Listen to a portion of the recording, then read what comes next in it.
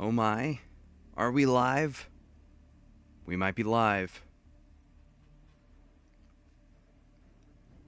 I was actually going to try and be on just a couple minutes earlier, but OBS was having some trouble connecting to YouTube, so I'm pretty much right on time.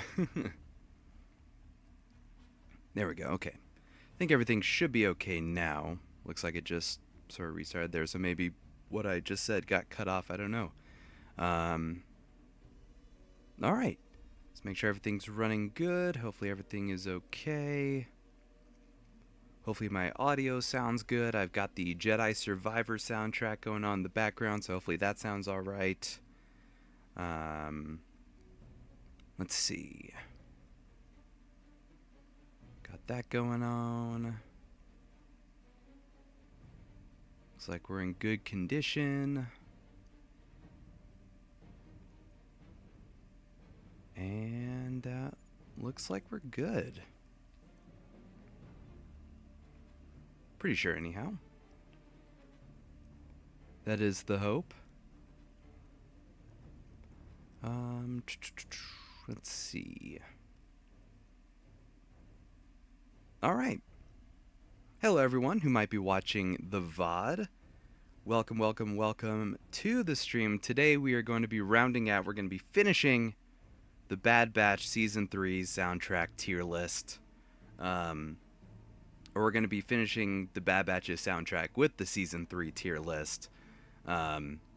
Obviously, if you haven't seen the first two seasons, both incredibly composed seasons, highly recommend going back and checking out the prior streams where I went ahead and ranked those seasons. Some incredible, incredible tracks all the way throughout the Bad Batch, and Season 3 is no different.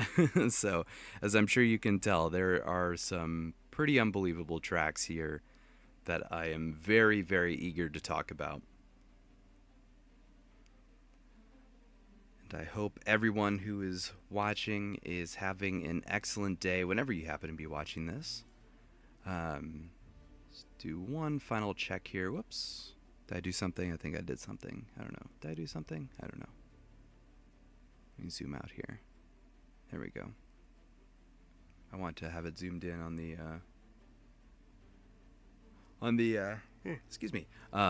tracks.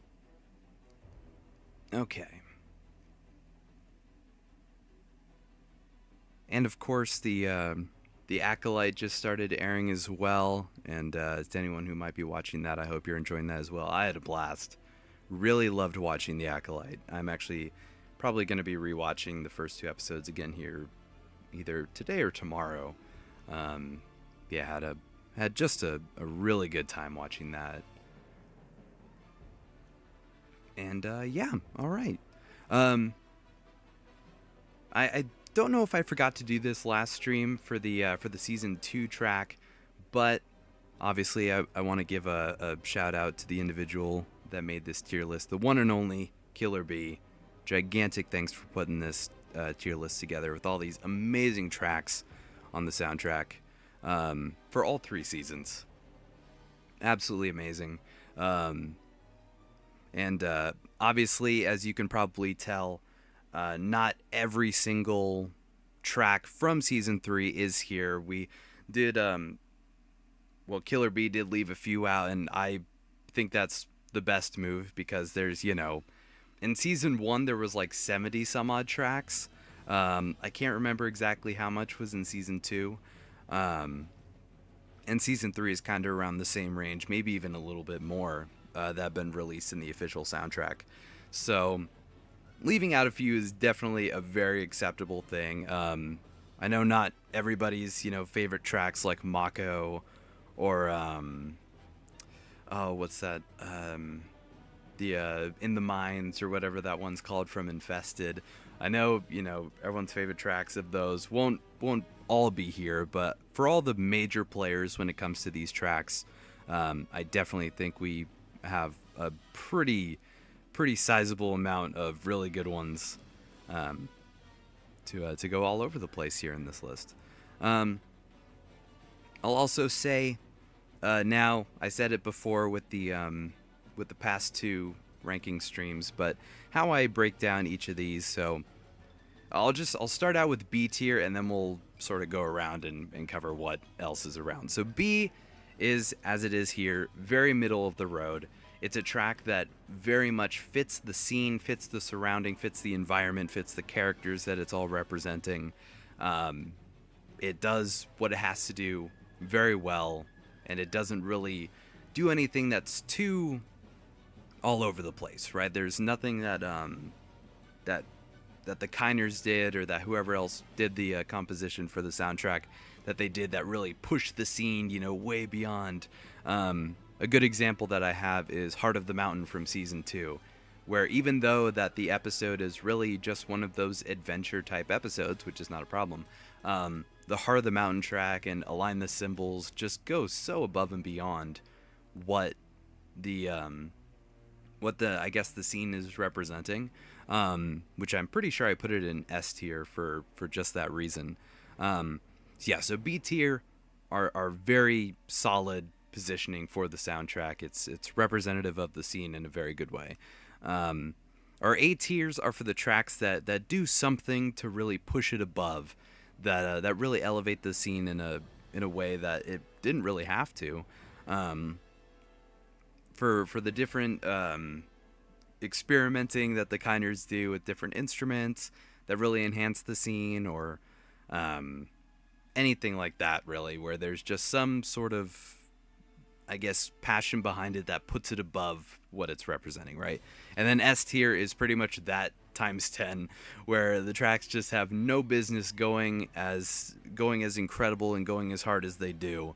S tier is just for the all-time tracks, which there will be quite a few of those in this season. And then C tiers are the tracks that I feel just don't really get across what the scene is, that don't really represent the scene very well. I think a good example of a C tier is, it was the last track that I ranked back in Season 2. It was the Sisters track, where Omega's taken to Tantus and Emery reveals that that she and Omega are sisters. I feel like that track doesn't really do that much in conveying that scene and conveying the emotions that are going on. It feels very basic, very standard. I was feeling that there could have been, maybe a Hemlock motif in there, or maybe there could have been a little bit of an Omega Tantus mix in there at the end, but there wasn't really any of that. So that's sort of my idea of what a C tier is. And then D tier tracks are tracks that I feel do not fit the scene whatsoever. I feel like they don't contribute to the scene, to the characters, to the moment, whatever it may be. I don't remember if I put anything in the Season 2 ranking. I put that in D tier, but I did in Season 1. I put Sid's Jukebox Volume 1 in there, just because I didn't really feel like that was a track that really needed, that really contributed too much. It was just a background track, and yeah, it was just kind of whatever. So there we have that. That's sort of my my layout for how the rankings go. And much like last time, and I think I did for Season 1 as well, I did take notes. I went back and I listened to all the tracks that are here.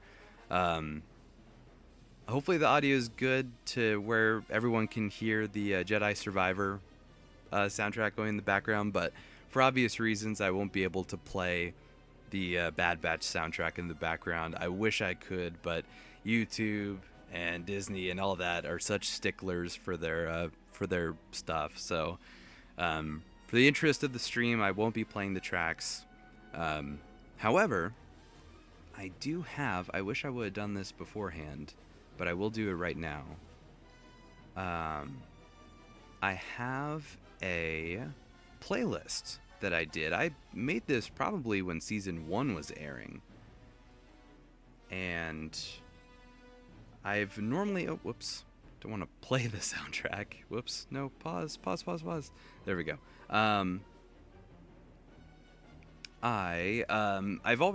For whatever reason, I've just had it on private. Just whenever I'd want to go through and listen to the Bad Batch's soundtrack, I'll just play it. But I figure with this stream, I'll just go ahead and make it public and make it so that everyone can listen to it. So I will go ahead and put it in the chat. And hopefully it works, because I think I actually have it set to where I don't allow links.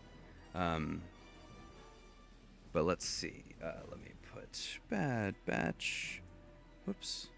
I put Batch Bad. Bad Batch soundtrack in order. And then we have that. Alright, so hopefully that'll work. I think that worked. And then how can I pin? There we go. Okay, so I went ahead and I pinned that.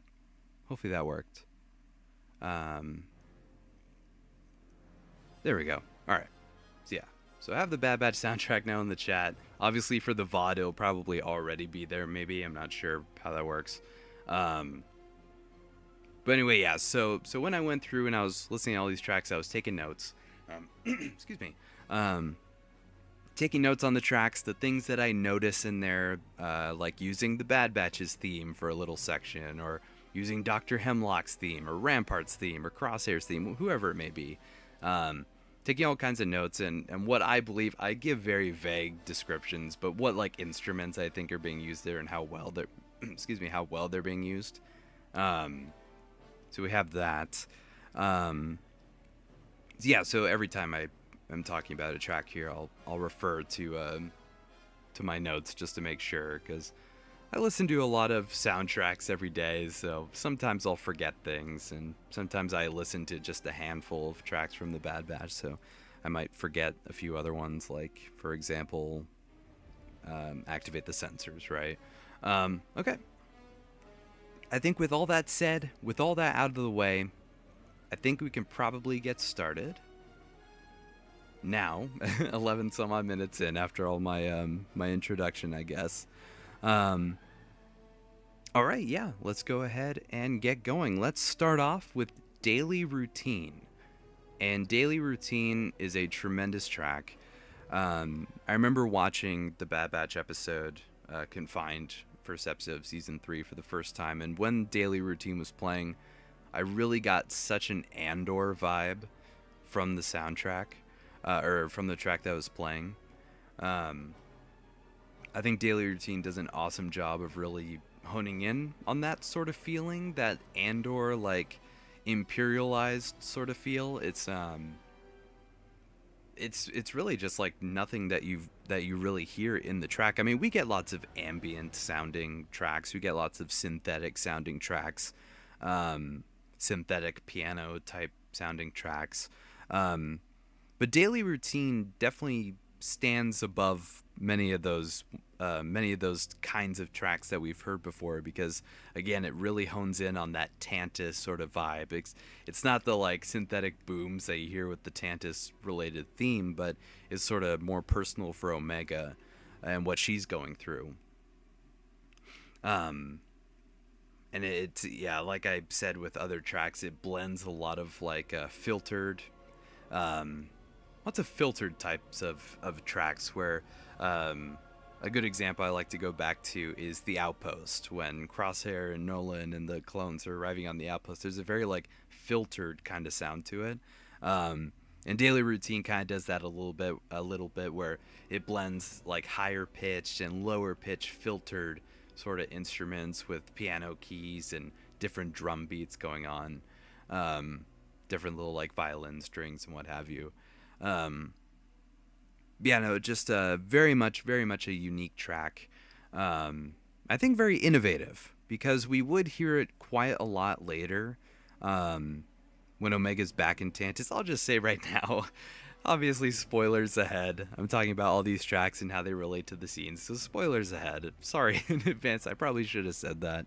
But anyway, yeah, so yeah, I think a very, very innovative track for what it does, because then, again, we'd hear it again. Just a great track to be reused once Omega's back in Tantus. And yeah, like I said, it's kind of like an imperialized sort of theme for fitting the Tantus setting, and it kind of fits Omega's situation. So almost like an Imperial version of Omega's theme. So yeah, Daily Routine, very, very solid track. Very much enjoy it. And again, very innovative track.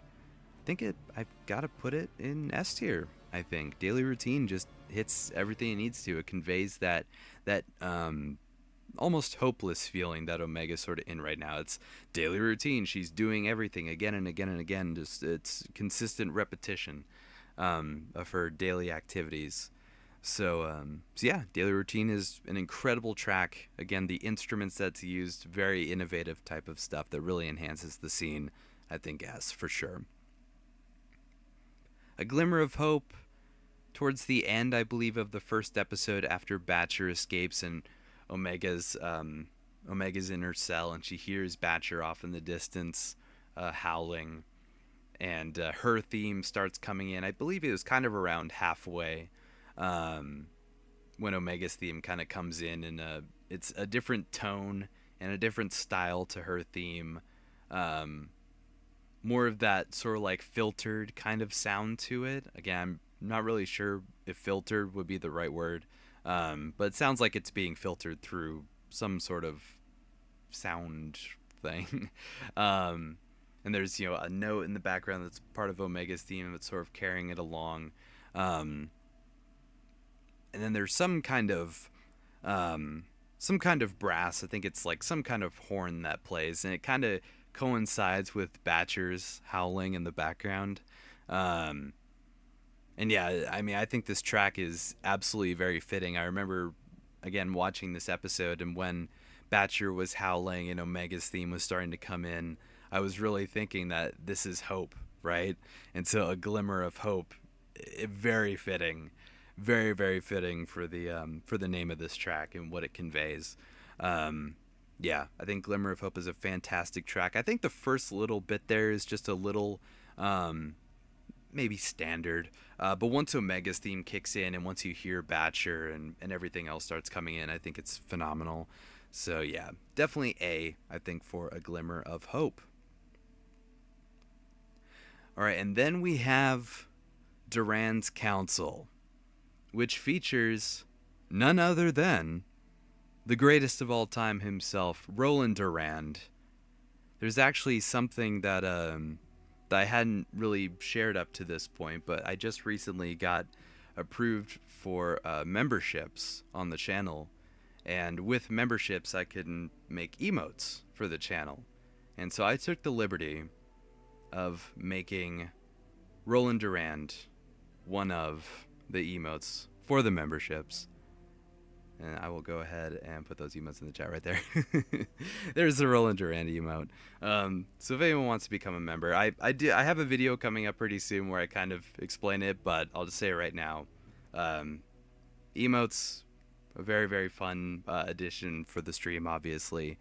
And I only have a couple right now. I just have Roland Durand, a couple of Hauser ones, and that's it. But I think with more members, they add more slots for emotes, I think.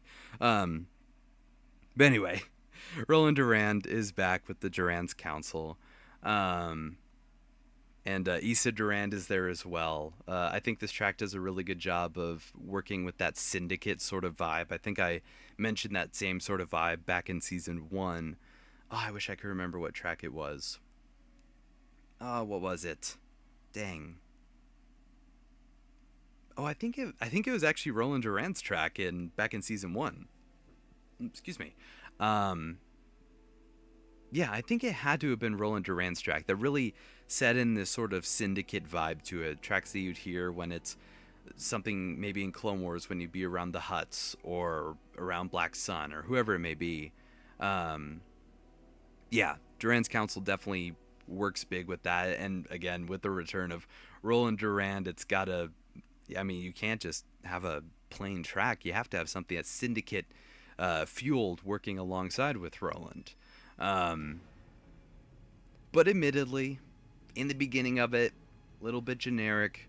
But I do like how the suspense starts to come in. I believe it's when the guard, that like captain guy, is on the like ray shield bridge type thing over the plummet.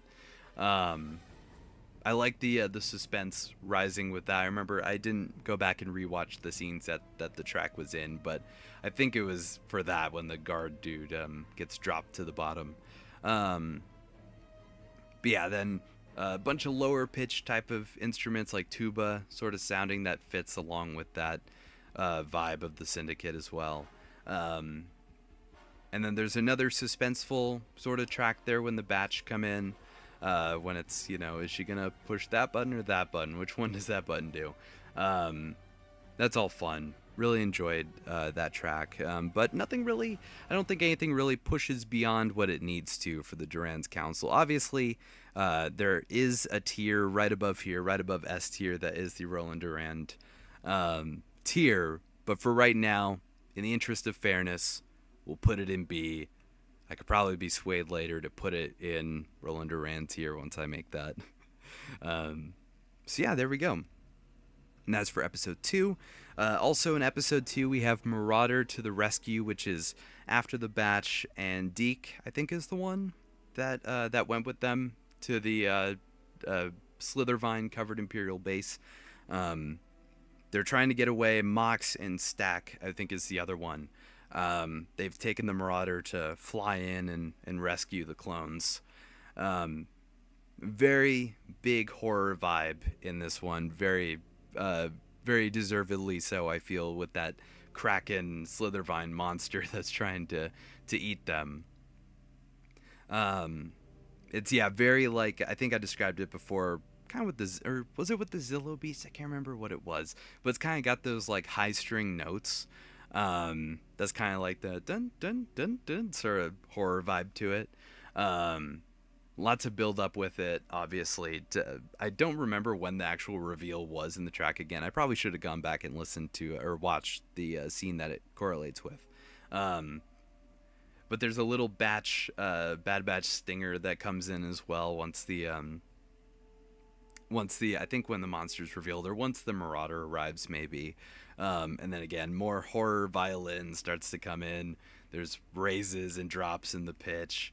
And then there's a bit that plays in the track that I wish I would have brought up before in prior seasons. But so we know that Crosshair has a theme, right? And then Echo sort of has the clone theme that also works with Rex and Hauser and whoever else. Tech, he's pretty much associated with the sacrifice as his theme. And then we have Hunter and Wrecker kind of don't really have a theme, but obviously the Bad Batch's theme works for all of them in very understandable ways. But there's this sort of motif that comes in all the way back in season 1 when is it? It's when they're at the Corellia facility and the police droids are starting to overwhelm them and Wrecker's missing. But then he drops down and he starts taking out a bunch of them. There's this sort of almost triumphant sort of stinger that plays. And for me, that feels a lot like what Wrecker's sort of track is. I mean, it's not an official track. It's just sort of like a small little section. But something plays there in Marauder to the Rescue that sounds very much like that. And that's sort of, to me, what I associate with being Wrecker's sort of motif. I think that's when they get up and they dump the thermal detonators into the thing's mouth. Ads will run shortly for some viewers. I'm going to go ahead and skip ads. We're going to skip ads for this. Glad I was keeping an eye on that, because I don't think I normally look at the YouTube studio side of things. I normally just look at OBS. So yeah, we're going to skip ads there. But anyway, yeah, so it kind of plays that like triumphant Wrecker type track towards the end. And then, yeah, I think that was pretty much about it. Once then they flee the scene. So yeah, I think Marauder to the Rescue is a really solid track. I think that the horror violin strings, the single note repeated, I think that's just a great move. But also not uncommon, I don't think, right? Because we've seen that before with different tracks in this show. You get the Zillow Beast. I feel like the Zillow Beast just did it better. It's got the synthetic sort of feel to it. The screeching, right? That like glitchy kind of sound. So yeah, I think Mirage to the Rescue is above Durant's Council in B for me, I think. And then we have after that Something's Different, which is in episode 3. And it immediately starts out with a return or a reprisal of daily routine. It just pretty much does that because it's that situation once again, Omega just running through the day.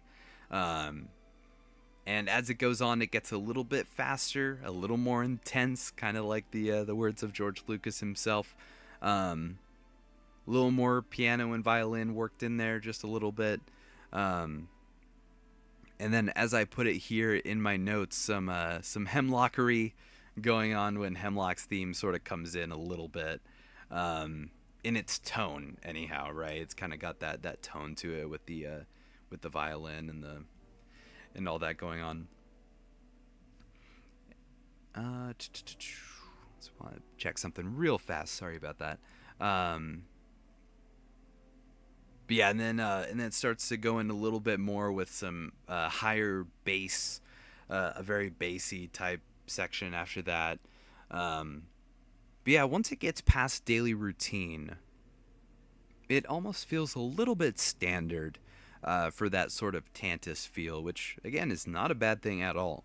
In many, many cases, I think the only time that's a bad thing is in the Sisters track at the end of season 2. Just because that could have used something. But for here, for the Tantus situation where Omega and Emery, or well, I guess more so Omega than Emery, is sort of noticing the differences that are going on prior to the Emperor's arrival. So yeah, I think Something's Different's really good. And I think it bringing back daily routine isn't enough for me to put it in S because daily routine already exists. We already have daily routine at home. So yeah, so I think Something's Different will probably put right before A Glimmer of Hope, I think works. Again, just sort of honing in on that Tantus Hemlock vibe alongside the daily routine reprisal. I think that's good. Really like it. And then we have Unexpected Guests, which of course is the Emperor himself.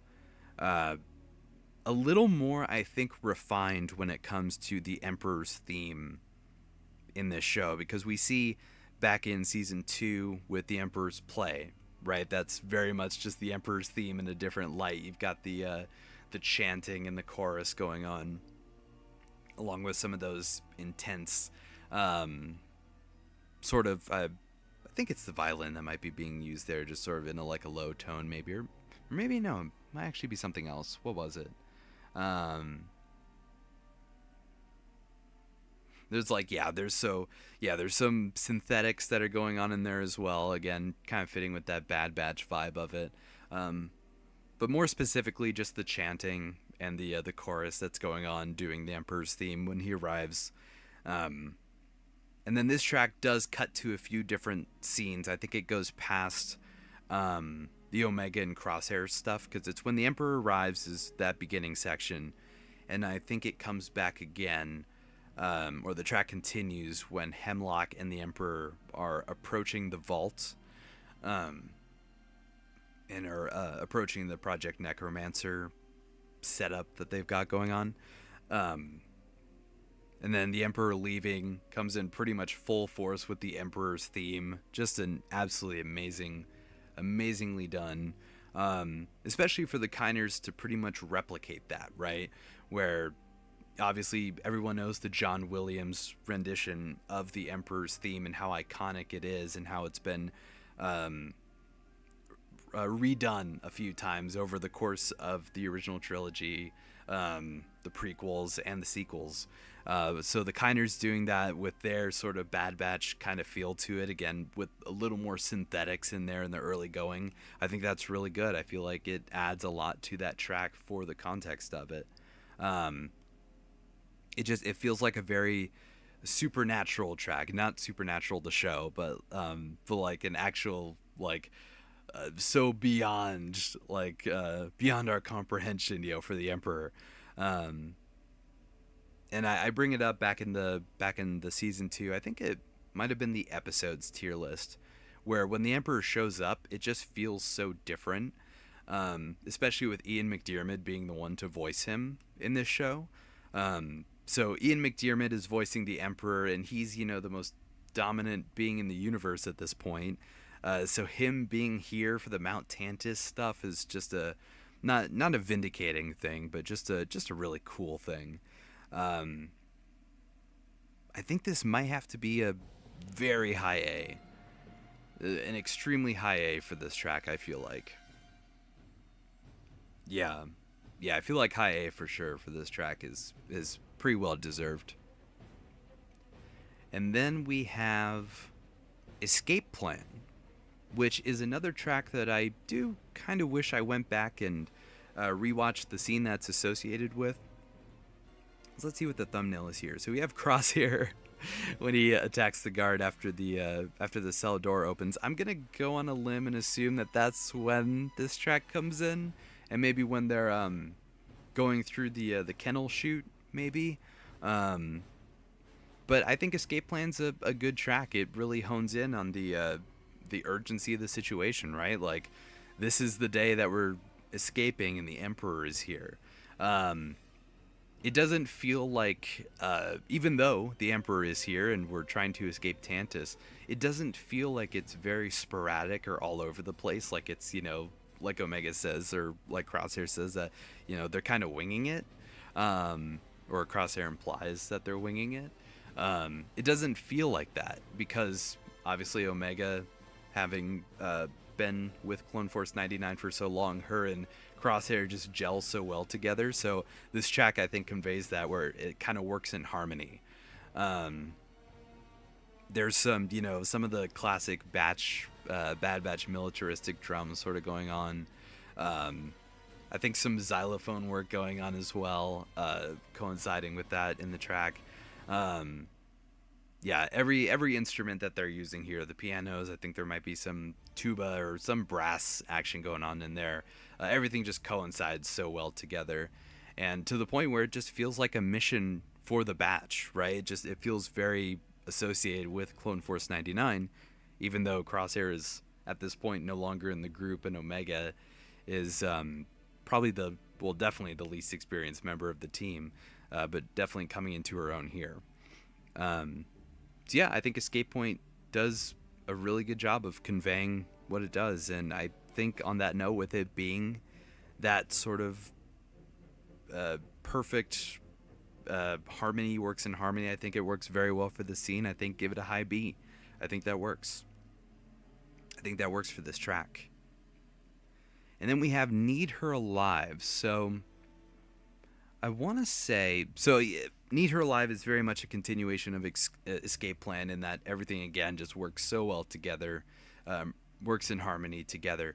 But there's actually a problem that I have with this track, in that the track leaves out a section that does come back up later. It comes back in, where is it? The Island Will Burn. It comes back there. It's that opening bit when the Empire arrives and they're landing. Oh, just saw the thing buffer a little bit. Hopefully everything's running okay. Okay, anyway. Yeah, when the Empire arrives and it's doing those, I don't even know how to describe it right now. Once we get to that track, I'll describe sort of the instruments and the feel that I get from it. But it's when the shuttle is arriving at the crash shuttle where Omega and Crosshair are, and it's when the Commando and the TK troopers are going down to the surface, and I feel like Need Her Alive really should have had that. It's actually where this thumbnail is, where the picture used is. I really wish it had that for the opening bit of it, but I'm okay with that. I know I just went on a big tirade about how I wish it was there, but I'm okay without it because, again, we get it a little bit later.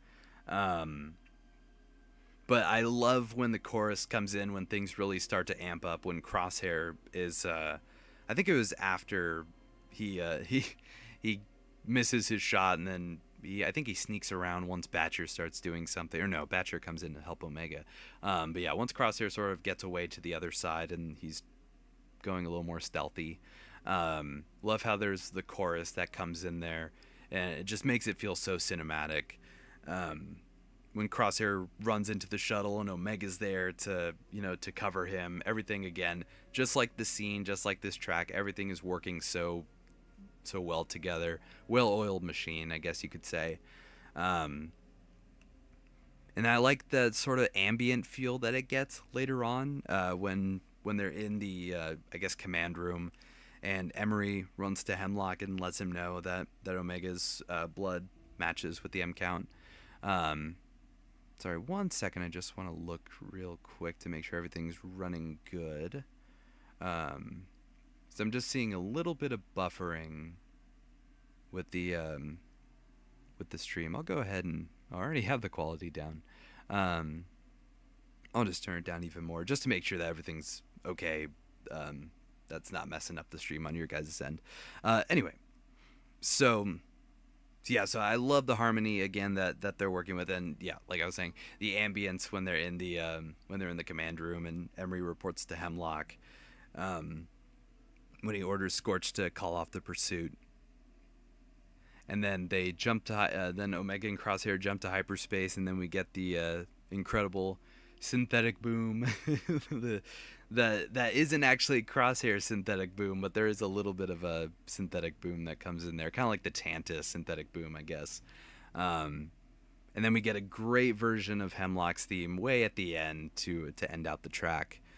And yeah, Need Her Alive, very good. Definitely A-tier track. I think part of me wants to put it above Glimmer of Hope, and I think I will for right now. I could change that later. Yeah, I think I'll keep it right about there. Again, I love how, again, everything just sort of coincides together with Omega and Crosshair. Really enjoy how that was done. All right, and then for episode 4, we have Sneaking into Town, which is a fine track. There's not really anything about it that really stands out too much. I think there's a bit where it cuts back to Tantus when Crosshair visits Nalase and speaks with her when she's in her cell. And it gives a fun little version of Hemlock's theme there as well. A different little rendition of his theme. Yeah, I think that's all well and good. I think Sneaking into Town is just a fine track. There's not really anything it does that goes too crazy. I think it just fits the scene that it's meant for quite well. Right around here, I think I'll put it right above Duran's Council. I feel like maybe right above there. I think that works. And then we have Cargo Dock Clash right after that, towards the end of the episode, when obviously there's a big clash in the cargo dock. Very, very fun action set piece music here, especially for the situation where it's just Omega and Crosshair and Batcher there fighting all these Imperials. It kind of reminds me, I think, I wish I would have gone back and listened to the two back to back, but kind of reminds me a little bit of Imperial Shipyard from season 2. What I think is the longest track in the entire show is Imperial Shipyard. It's like 6 minutes and 20 some odd seconds. But it was right after, I think, the Batch get caught. The Batch and Rex, after they get caught. I feel like Cargo Dock Clash kind of reminds me of that just a little bit. Now, I think about 2/3 of the way through the theme, it does a different portion of the Batch's theme to tie it in there. It's a little, what was it? Oh my gosh, what scene is it when it comes in? I think it comes in the first episode when Wrecker's like pushing the AATs off the edge in the first episode of the first season. It does, yeah, just one of the sections of the Batch's theme there, as Omega and Crosshair are trying to escape. And then, yeah, once the ship takes off and they leave, it does a great rendition of the Batch's theme, extremely triumphant version of it. and it crescendos in such an incredible way. And then right after that, we get even more Hemlock theme, which I am such a sucker for Hemlock's theme. Even though I did rank the Doctor as an A tier in the season 2 stream, I stand by that. I feel like maybe, but yeah, another Hemlock theme cameo, and yeah, I think Cargo Dot Clash is awesome. I think it's a very good track, and I think I'll probably put it towards the top of A. That's where it just ended up, right? Yeah. Um, yeah, I think I'll put it above Unexpected Guest. I think that's a pretty fair place for it to go. And then we have Reunion, which, my goodness, if this wasn't an S tier track, and I definitely put it above Daily Routine. I really like Daily Routine. I think Daily Routine's awesome. It gives, again, that sort of Andor kind of feel to it, that ambient sort of feel.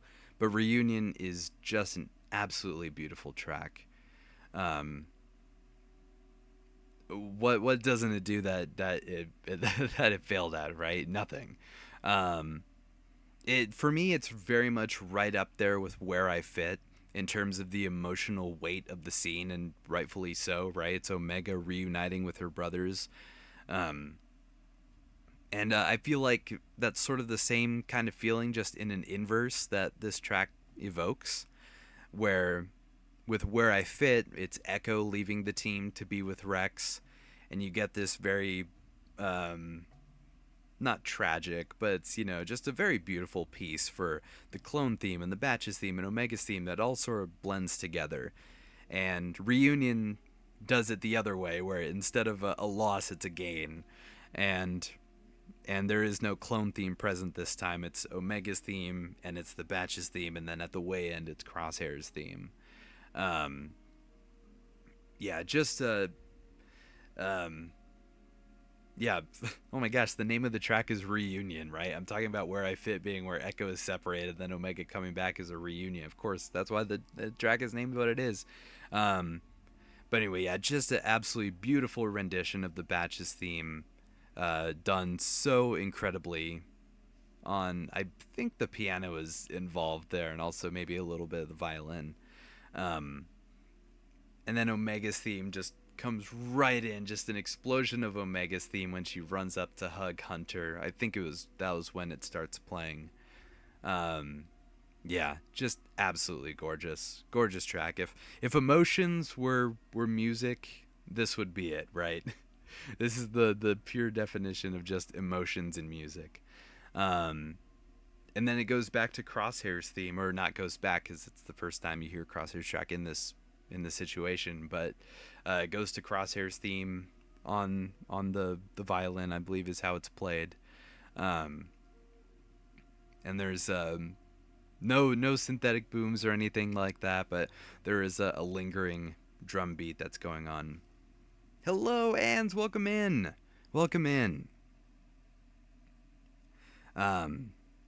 Yeah, where are you put it there? S tier, absolutely for Reunion.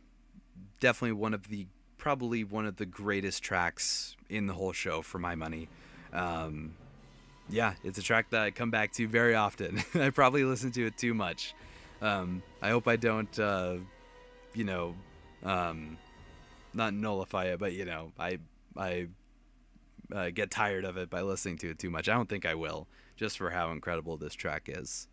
Yeah, Reunion, absolutely S tier. And then after Reunion, we have Back on Pabu, which is another just incredibly gorgeous track. Very much brings in that peaceful harmony of Pabu that we get so much in season 2. Yeah, again, just very peaceful, very calm. It almost feels like if you're playing like a game that's sort of like a free roaming game, and then you go to your hub world or your like main area of the game, and it's just playing this very peaceful, calm track. It just feels so fitting for that, and that's pretty much what Pabu is. I love how you can tell the moment she says, "I had help with the break in the song." Yeah, right. Where it's the tone very much shifts. Where it was such a relief, it's such a joyous moment, and then it's brought right back to reality with that uncertainty, which I think is conveyed super well in the scene itself and also in this track. Um, but yeah, so again, yeah, with Back on Pabu, just very much bringing back that adventurous sort of feel to Omega's theme as well. Um, that just feels like kind of like a fresh start that Pabu was back in season 2.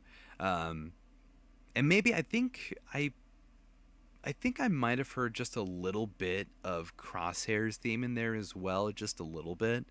Um, and so again in a different sort of tone because now he's exposed to the Pabu environment. Um, and then once Echo arrives, it does that same uh, little section. Oh, excuse me.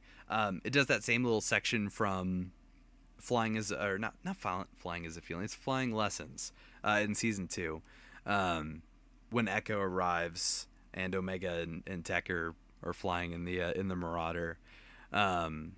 Oh goodness, it's doing that buffering thing again. Hopefully everything is still working okay here. Um, yeah, hopefully everything's going okay. Um, yeah, if not, I could try doing something here. Let me try actually messing with the Jedi Survivor track. Yeah, hopefully that makes everything better.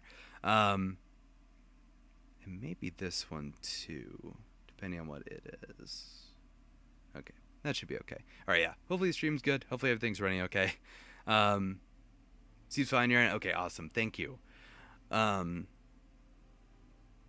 anyway, so from Flying Lessons, when Echo comes in, it's very much a reprisal of that. When he arrives, and then it cuts back once Omega and Crosshair, or when she's Echo's here and Crosshair's fantastic, or whatever he says. And then it comes back again once Echo lands and he walks out of the ship and Omega gives him a big hug. And yeah, considering how this plays each time Echo arrives on Pabu, this is basically just Echo's theme at this point, right?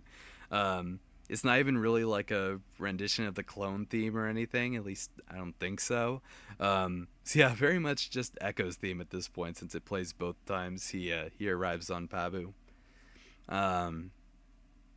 But yeah, just a very, very solid track, very beautiful track that just conveys everything that it needs to.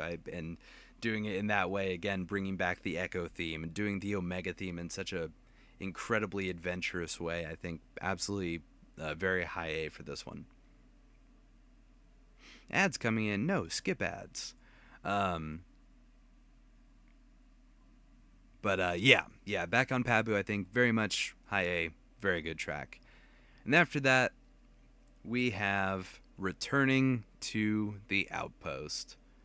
And my word, Returning to the Outpost is another S. And no, not quite above Reunion, I don't think, but it's definitely, again for me, very much above Daily Routine. Returning to the Outpost is incredible for nostalgia, which is a weird thing because it's not really like a super nostalgic kind of track because everything has happened over the last couple of years. I still kind of wish they yeah right yeah definitive yeah yes I agree. It's not really clear because I was just saying earlier how where is it I think it was Marauder to the Rescue. There's something that plays that kind of maybe represents Wrecker in a slight way because it comes in a few different times throughout the series. Definitely in season 1 is the one that springs to mind when they're on Corellia, they're in the factory fighting the police droids, and Wrecker drops down and he starts taking out a bunch of the droids. That there's something that plays there. It's kind of like a little stinger that happens, or like a little motif, and that comes back again for Marauder to the Rescue. So I almost feel like that's kind of Wrecker's theme in a way, but it's never really defined. And yeah, kind of the same thing like with Hunter. Like Hunter kind of having the Batches theme works, but back in season 1 there was kind of a little bit of hints of him having his own theme. And then obviously Tech having the Sacrifice as well. But yeah, Returning to the Outpost, absolutely an S tier track for me. I love the Omega opening when she's, I'm older than you are, little brother. and then how it converts to Crosshair's theme on the violin, just like in Reunion. It does that same thing, like at the end. Once Wrecker hands Crosshair the gear, and I think it was after he opens up the case. Um, and then we get a reprisal of the Outpost. It's literally just the same thing again, which is fine, which is perfect, I think. Um, Again, that's sort of what I was meaning with that sort of nostalgic feel to it, where it's a totally different situation, right? It's a totally different context. Um, where before it was Crosshair being assigned to the Outpost to guard the cargo, and here it's the Batch going to the Outpost. Um, and yeah, I think just playing the Outpost again, just for a different scene, I think works so well. Um, and I hadn't really thought about it much until this, or maybe I did when I first watched The Return. Um, but the Outpost, obviously, when I did my episode tier list, I put the Outpost extremely high up. I think it was number 2 or number 3. I think in my mind I want to put it at 2. Excuse me, right below the Cavalry has arrived. Um, Either that or it and the Return are tied. Um, but so I've gone back and I've watched the Outpost so many times. I've listened to the Outpost track so many times, or just the track of the whole episode so many times. And hearing this sort of, or watching and hearing this context for the Return is almost kind of weird. Because it's Crosshair's theme that's associated with the Outpost, that's associated with Barton 4. But seeing the rest of the batch going to Barton 4 is such a weird, like, visual for me, and also very strange hearing for that track. Because again, it's the batch being associated with Crosshair's theme that's associated with Barton 4. Very weird situation, but I love it. Definitely helps show his arc. Absolutely, right? It's using his past to influence his future, and yeah, it's that completion of his arc. But yeah, and then of course, just like in the Outpost, we get the big Crosshair synthetic boom, my oh so favorite synthetic boom. um, and then again, just playing the Outpost again, it's more of that synthetic, sort of filtered wind kind of sound, I think is what was said. I think Killer Bee mentioned it in the season 2 tier list, where again it's that synthetic or filtered kind of sound makes it sound like the wind that's rushing. I think that works very well for the situation, again being the snowy tundra of Barton 4. But then, absolutely amazing, Crosshair wearing his armor again. He steps into the light on the Marauder, and then he looks up and he sees the Ice Vulture. Oh my goodness, the most heroic, most inspiring version of his theme I think that we've ever heard and probably will ever hear. The scene is perfect. It's definitely one of the best scenes in the whole show, and the track helps that so much. Yeah, that section of the track is something I was so excited for the official soundtrack to come out, because I just wanted to listen to that over and over again. I love that inspiring, heroic rendition of Crosshair's theme. Yeah. And then a lot more on the synthetic boom side when he looks up and the Ice Vulture is circling overhead. And then it gives a bit of like a tragic version of Crosshair's theme, sort of like a violin, orchestral sort of feel of Crosshair's theme.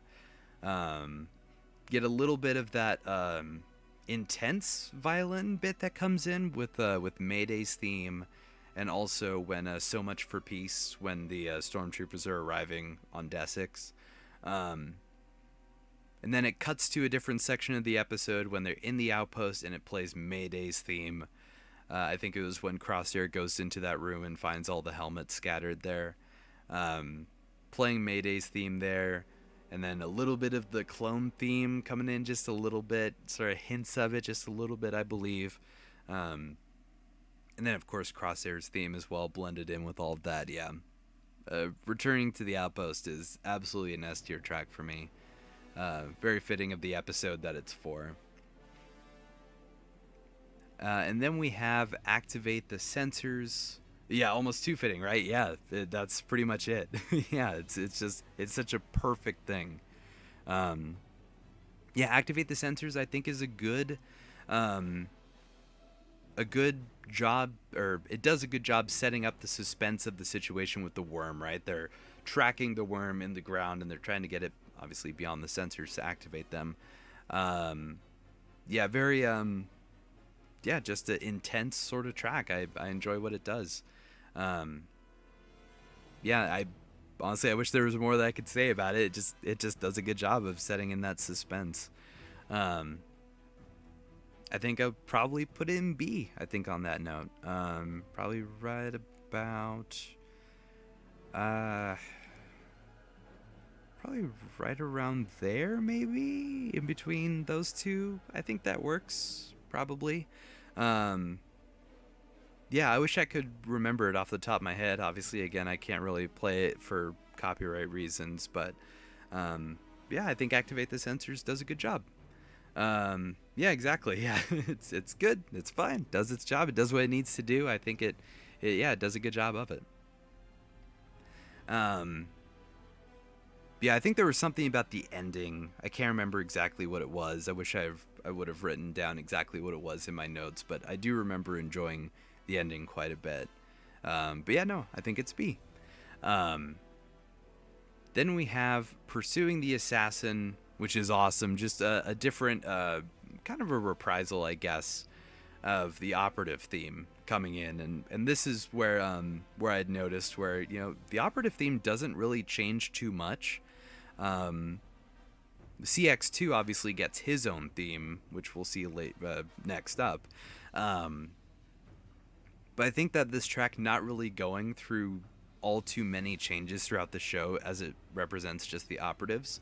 I think that's good because I think it shows that the Kiners were very confident in their work when they put it together, and rightfully so. I think it's such a unique and different track from everything else. Um, but anyway, yeah. So Pursuing the Assassin starts out with that, just a reprisal of the operative theme. Um, and then it really starts to pick up about halfway through when he gets spotted, and then Rex and the other clones go after him. Um, Lots of different intense drum beats going on, and different, I think, like different percussions going on maybe. Um, yeah, and then I think it rounds off with Hauser capturing the operative. I'm pretty sure that's how it ends, which is good. I like this track quite a bit. I think it again, bringing back the operative theme for this situation in a very stealthy way. I think it's really good. I think I'll put it right at A. I think bottom of A for sure, because again, that operative theme I think does a really good job of fitting that scene with who's involved, obviously, and the mission of the operative. Um, if it didn't have that section at the beginning with the operative theme kind of giving a little bit more to it, probably be a very high B, I think. It being so different definitely makes them feel less similar to the other clones. Exactly, right?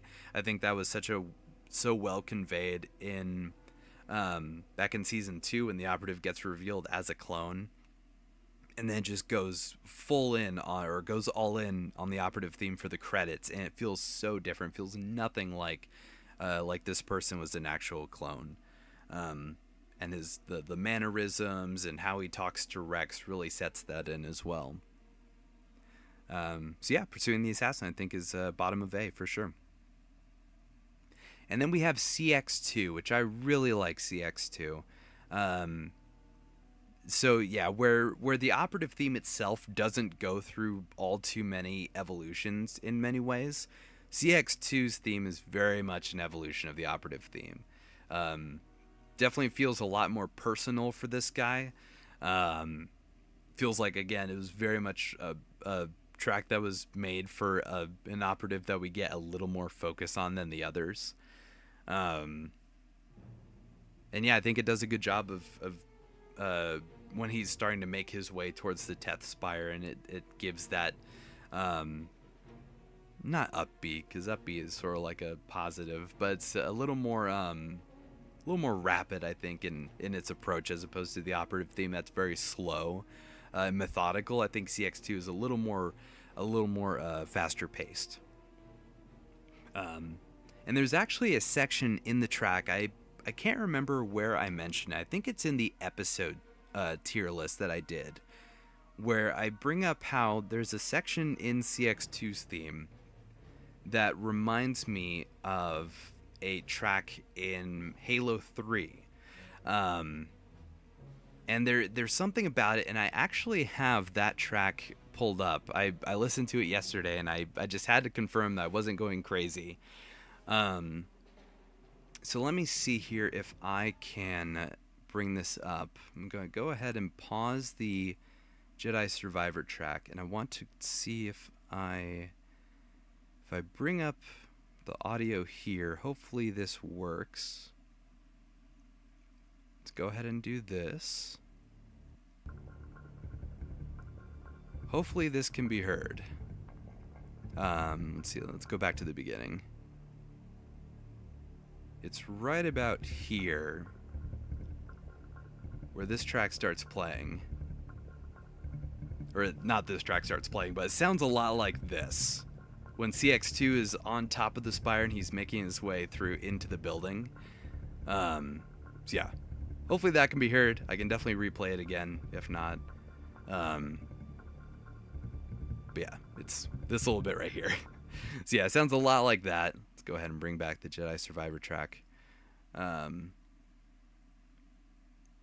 go ahead and bring that back down. I can't remember what number I had it at, but hopefully that's okay. Whoops. Yeah, very, very sneaky track for sure. Let's see. Let's bring that down just a little bit. Yeah, that should be good. Yeah, definitely a very, very sneaky track, and that's definitely the vibe that I get from CX2's theme. It's definitely over halfway. I think it's actually about 2/3 through the track is when that bit starts playing. So yeah, that's definitely the vibe that I get from it, is very Halo 3, sort of sneaking around in the jungle or in the base or whichever mission that I played for. I can't remember. But yeah, and again, then it sort of ties back in with being another evolution of the operative theme, which I really like. I think I want to put it at high B for right now, but that's tough. I think I'm actually put it right above Pursuing the Assassin, because I really enjoy how it feels a lot more personal for CX2. It adds a lot to his character already. If the rangefinder wasn't already a personal addition for him, because all the other operatives we've seen up to this point have just had the basic helmet, but CX2 having the rangefinder, having his own theme, having his own ship, I think getting that theme for him adds a lot to his character, adds a lot to the situation. It makes him feel like more than just another operative, which obviously we get a lot more of that later on this season to really set him apart from the others. So yeah, I really like CX2's theme, and yeah, I definitely would put it above Pursuing the Assassin, I think. And then we have Troopers Arrive, which is in the next episode in Extraction. The intro is incredible. The clone theme coming in on the drums is amazing. A really good way to start it.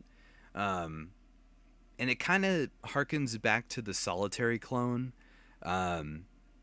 where in Assaulting the City, where at the way end of that track, it plays the clone theme in sort of a different, a little more of a twisted way.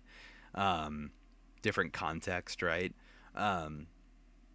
Where this one is very much that as well. It's not that in the middle of a battle type of track where it plays in Assaulting the City. It's a little more, a little calmer. But it is very much a different take on the clone theme. The other reason why it's surprising it wasn't a significant character. Yeah, right? Like, obviously, in hindsight, I'm fine with that. I'm very fine with it not being Tech. I'm fine with it not being Cody.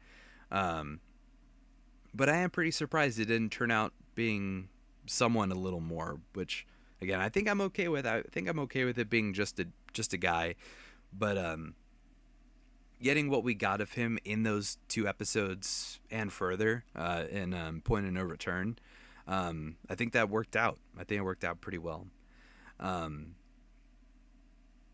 But yeah, so Wolf Wolf and company arriving, um, with the clone theme going, it feels sort of like again, it was a calmer version of the clone theme as they arrive.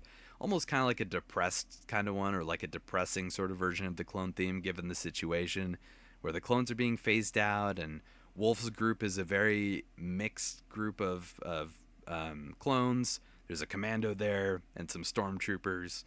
Um, and then after they arrive, after they're on the ground, and that plays a little bit more of CX2's theme, just a little bit.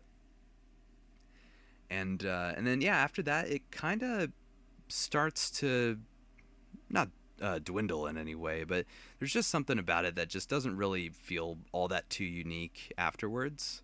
Um, there we go. So I switch back to there. I accidentally minimized the my notes. Um, but yeah, no, I think Troopers Arrive is good. I think it's a really good track. That beginning part is amazing. The other half, after when CX2's theme is there, is pretty basic, or there's not really a lot going on there. It's just a lot of ambience for character dialogue and them moving around. I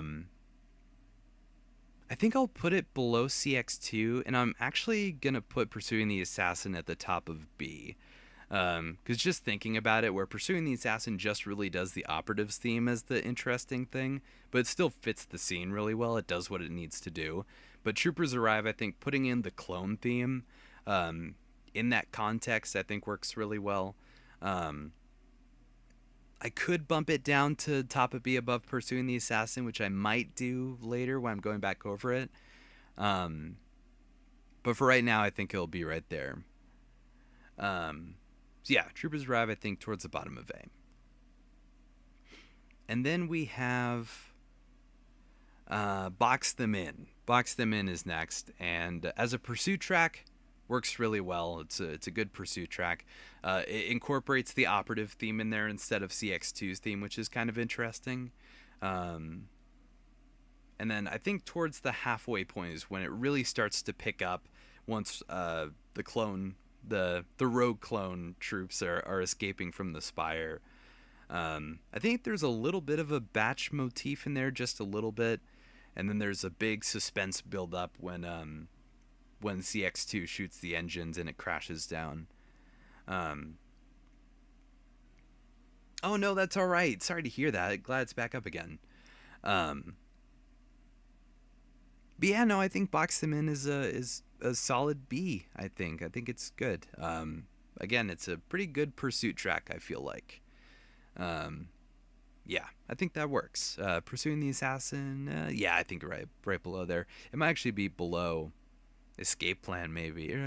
No, that's fine. I think that's fine where it is. And then we have Stand Down, which is incredible, and it's gonna go up to S tier. I don't even really need to consider it. Do I put it above Returning to the Outpost, though? That's the question. For right now, I think it'll stay where it is. For right now. Yeah, Stand Down is absolutely stellar. Very similar start to Troopers Arrive, where it's sort of, very militaristic drum beat going on, just less of the clone theme in that early bit. But as it goes on, it starts to blend all kinds of themes together, which is incredible. Pretty early on, when Rex and Wolf start talking together, it does the clone theme on the piano, and there's some ambient sounds going on in the background. Once they start discussing Hemlock and the clones that are in prison there, Hemlock's theme starts to come in the background with some of the Tantus sounds, like the bwah, does that. And then moving forward, it starts doing the Batches theme a little bit in a slow way, and then the clone theme comes back, and then Hemlock's theme comes back on the violin. And then once Echo and Gregor start to arrive in the ship, then the Batches theme comes in full force. It just overtakes everything. But there's also a little bit of that undertone of Hemlock's theme still back in there. I think it really works with Wolf's situation. I feel like this whole track just really tackles all of Wolf's emotions all at once, right? Where the clone theme is coming in when he's talking to Rex, right? Because that's the clone theme. Hemlock coming in because Wolf is doing Hemlock's bidding, where he's set on following his orders along with the Tantus sounds. Um, and then the Batches theme starts to come in when they're discussing, the clones that are, or I'm not sure again when exactly things start cutting in and out, but the Batches theme, I think maybe right after Omega explains the Tantus stuff to Wolf. Um, yeah, just everything just coming back and forth, doing a really good job of conveying the emotions. Um, and then once Wolf and Rex give their final nods to one another, the clone theme comes back in. Um, and then the track that's kind of represented Wolf for the rest of, or from the previous bits of the episode, comes back in towards the end, and that's really great. Once they leave, and then it closes out with Omega's theme and a little bit of a Tantus and daily routine kind of reprisal right at the end, when Rex tells Hunter that they need to find out what Omega's purpose is. A theme of all themes. That's exactly it. The stand down is very much a theme of all themes, and I think very deserving of S. Yeah, just conveying every emotion that needs to be conveyed in that scene as it relates to Wolf, to Rex, to Omega, to all the clones that are involved in this conspiracy. It's all great. And then we have Siler Saris, which is the one track that we have for Bad Territory. I think it's a pretty good Space Louisiana track, right? Like, because that's what Bad Territory is they go to Space Louisiana, in the bayou. Um, there's sort of this like clacking beat. I'm not sure what instrument's being used there, but it kind of brings in the Batches theme. It sort of weaves it into that just a little bit, which is fun. Um, but yeah, in terms of like going after I think it's when it's interesting that this track is called Siler Saris when it's really just when they arrive on the planet. It's not really once they get further along, because the next track in the soundtrack is the underwater mines. So yeah, so it's kind of interesting how that's Siler Saris, but he's not really involved in this track at all. Um, but anyway, yeah, so I think it's a good track that's, yeah, name's a bit confusing. Yeah, that happens actually quite a little bit, I feel like, in this track, or in this season.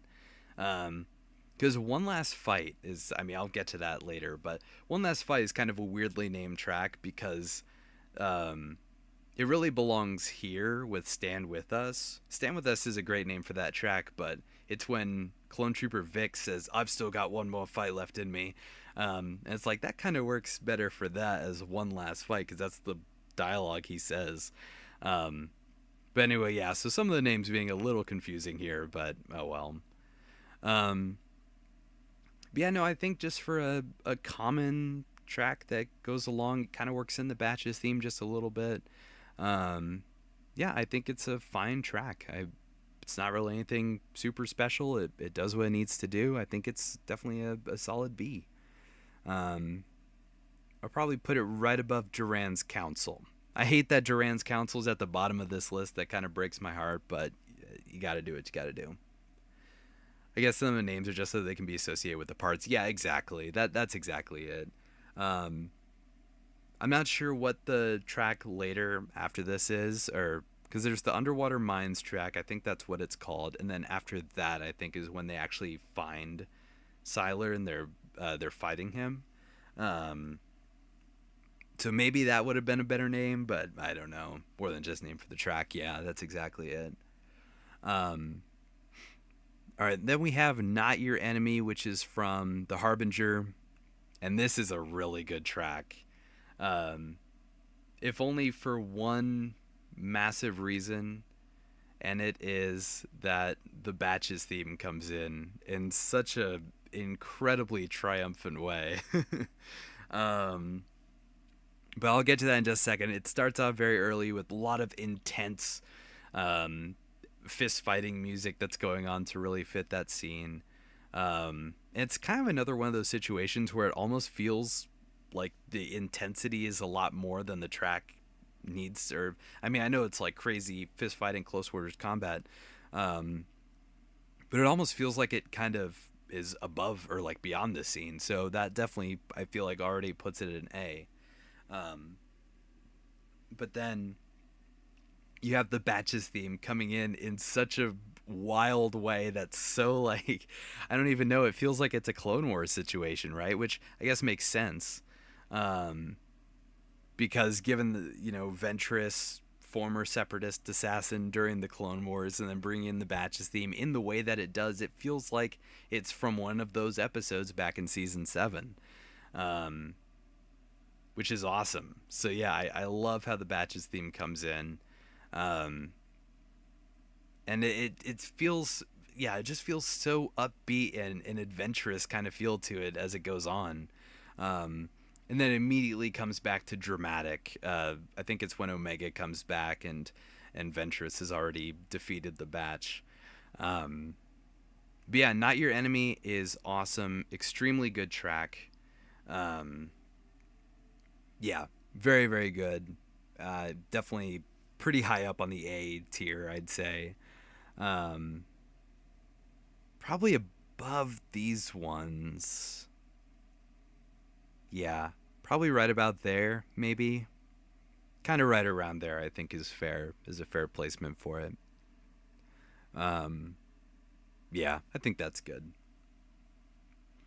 And then we have, after that, sub-level containment. That's the next episode, which is Identity Crisis, when Hemlock is taking Emery to the vault to show her the specimens in there. Um, Another amazing track because it is so unique and it feels so different from so many other things, kind of just like what Daily Routine does. Um, it starts off with very much the Hemlock theme and the Tantus synthetic booms that the Tantus theme gets. Sorry, Crosshair. Um, Hemlock's theme comes in on the violin in a big way. Um, and it feels like, I think I might have said this in one of the other tier lists, but it feels very much like something out of Outlast, for anyone that knows the Outlast horror games. Um, yeah, just the way that Hemlock's theme is done on the violin just sounds very Outlast. And then you bring in again more of those Tantus synthetic booms, which yeah, again, unfortunately have pretty much replaced Crosshair's synthetic booms, but oh well. Um, and then it goes to the vault theme, or like the kids, the kids that are in there, their sort of theme.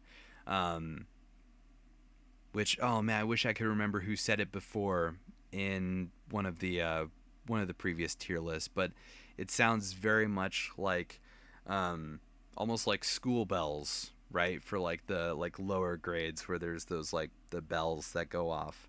Um, not like the not like the electronic bells, but like bells that people would ring.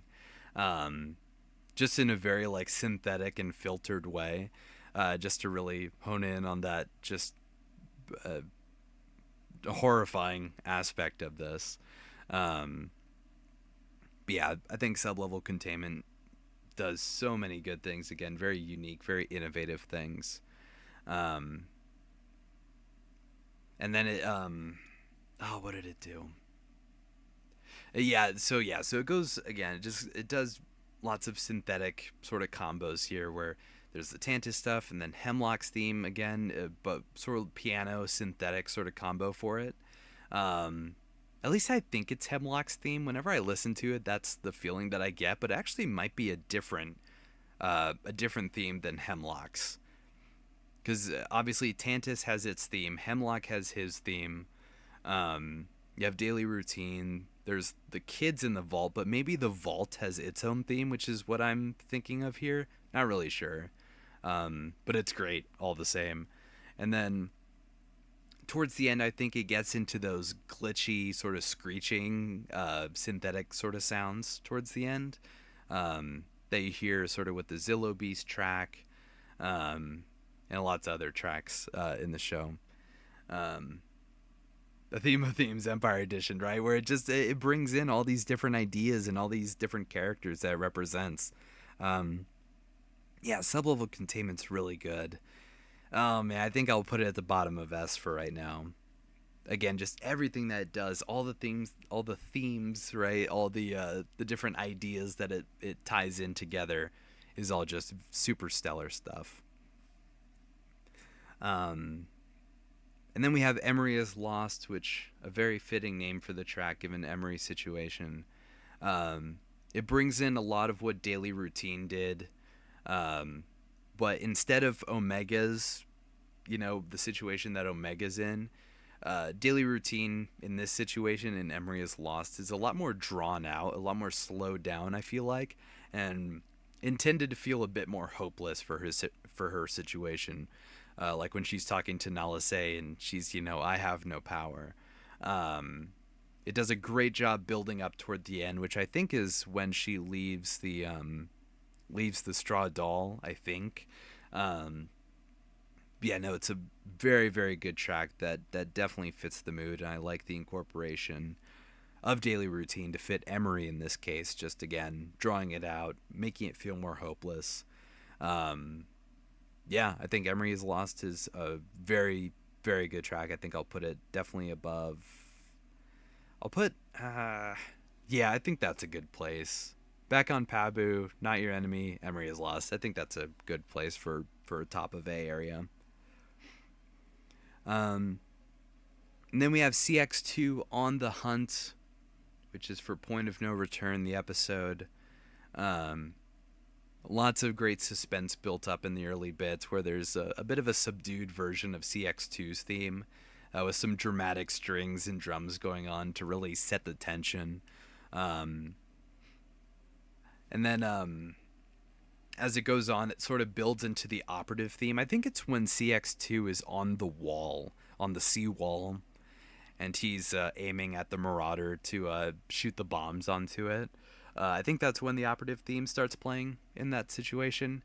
Um, and then once the Marauder explodes, then the tragic sort of strings start to come in, and it's got a different rendition of the Sacrifice playing, right? Where in that situation back in season 2 it was Tech being lost, and then in this now it's Home is lost, right? Like their ship has now been destroyed. So um, playing the sacrifice for that is so fitting.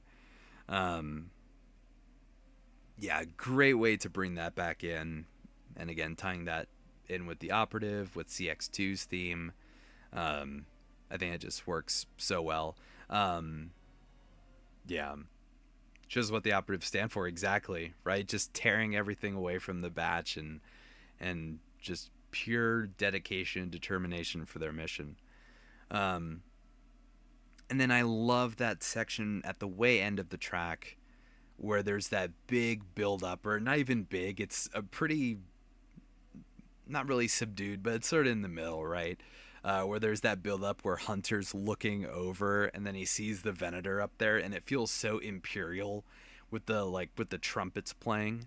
Um, yeah, this is just another absolutely amazing track. Love CX2 on the Hunt. Definitely an A tier track, I think. Um,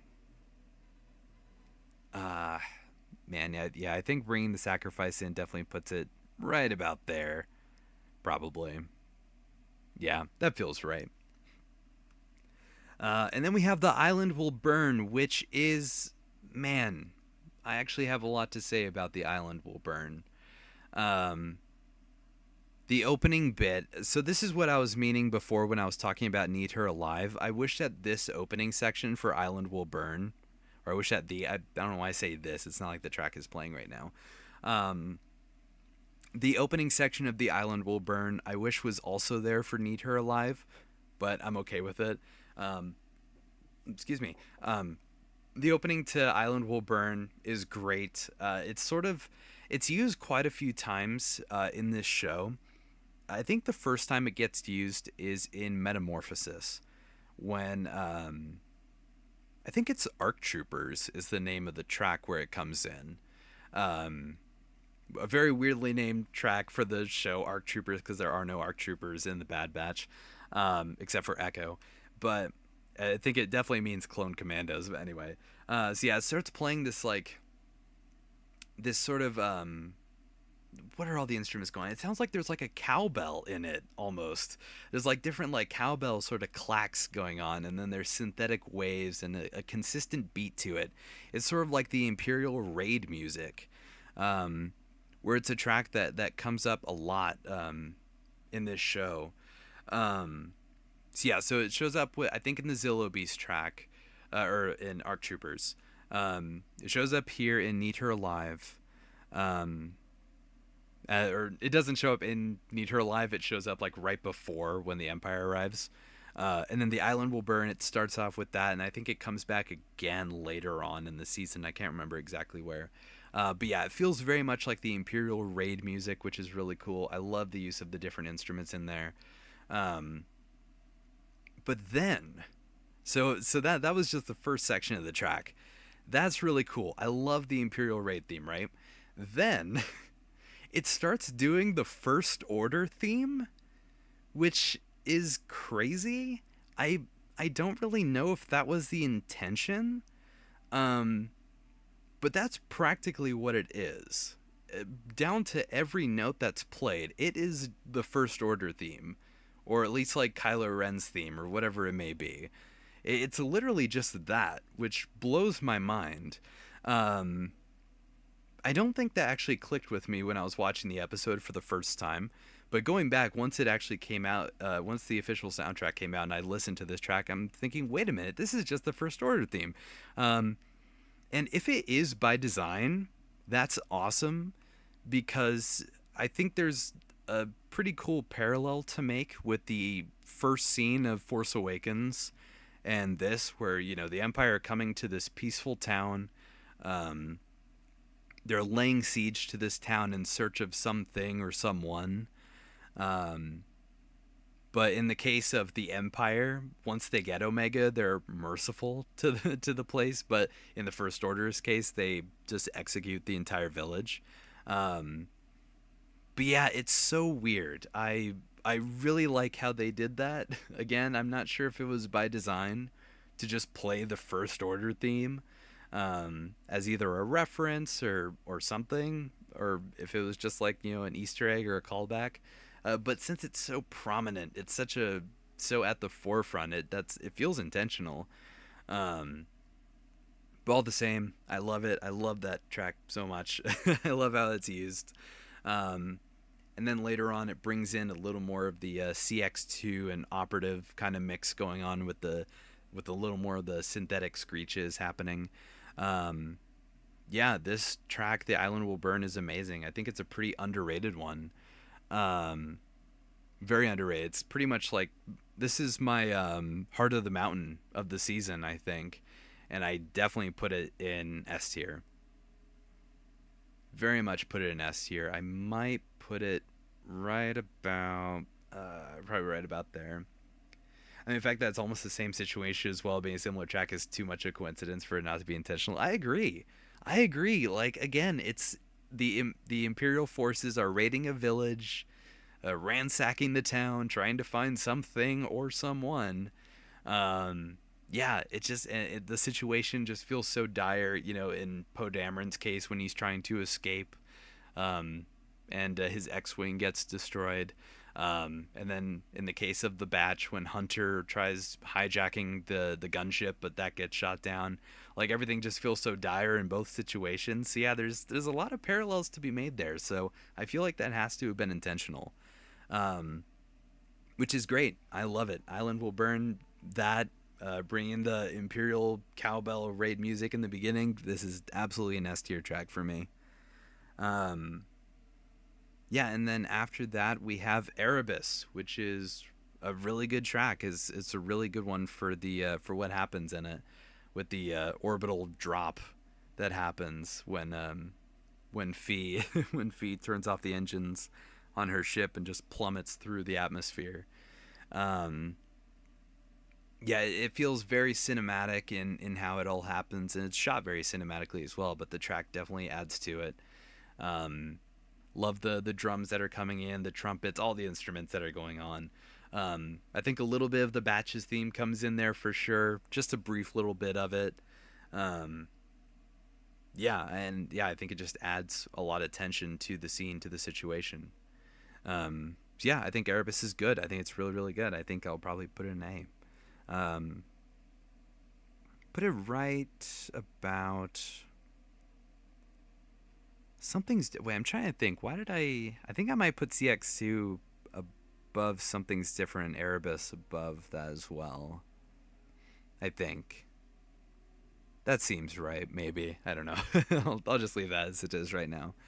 Um, then we have Target Secured, which is a fun one. After the batch raid the Juggernaut, they secure it, and then they find Rampart. There's almost kind of like a joyous kind of feel to it, um, or at least sort of like an upbeat kind of feel to it. Um, it's definitely a different feel for the batch. Like it's almost a track that I feel like would be associated with like a Sid mission. But with this context, with them looking for Rampart, pretty interesting. It's like a silly infiltration type of track, but it's different, so I really like it in that way. Um, but then after that, it starts to build up to the intense sort of like tuba or brass sort of sounds going on there. Your usual suspects when it comes to the instruments used with this soundtrack. Um, we get some synthetic booms for Crosshair. Goodness gracious, about time. I think we get maybe one or two at some point before when they're on Teth. But yeah, we get some more synthetic booms for Crosshair because this is definitely personal with him and Rampart. Um, then it brings in the Hemlock theme when they're talking about Tantus to Rampart when they tell him that they want the coordinates to Tantus. Um, and then there's a synthetic boom transition into Rampart's theme.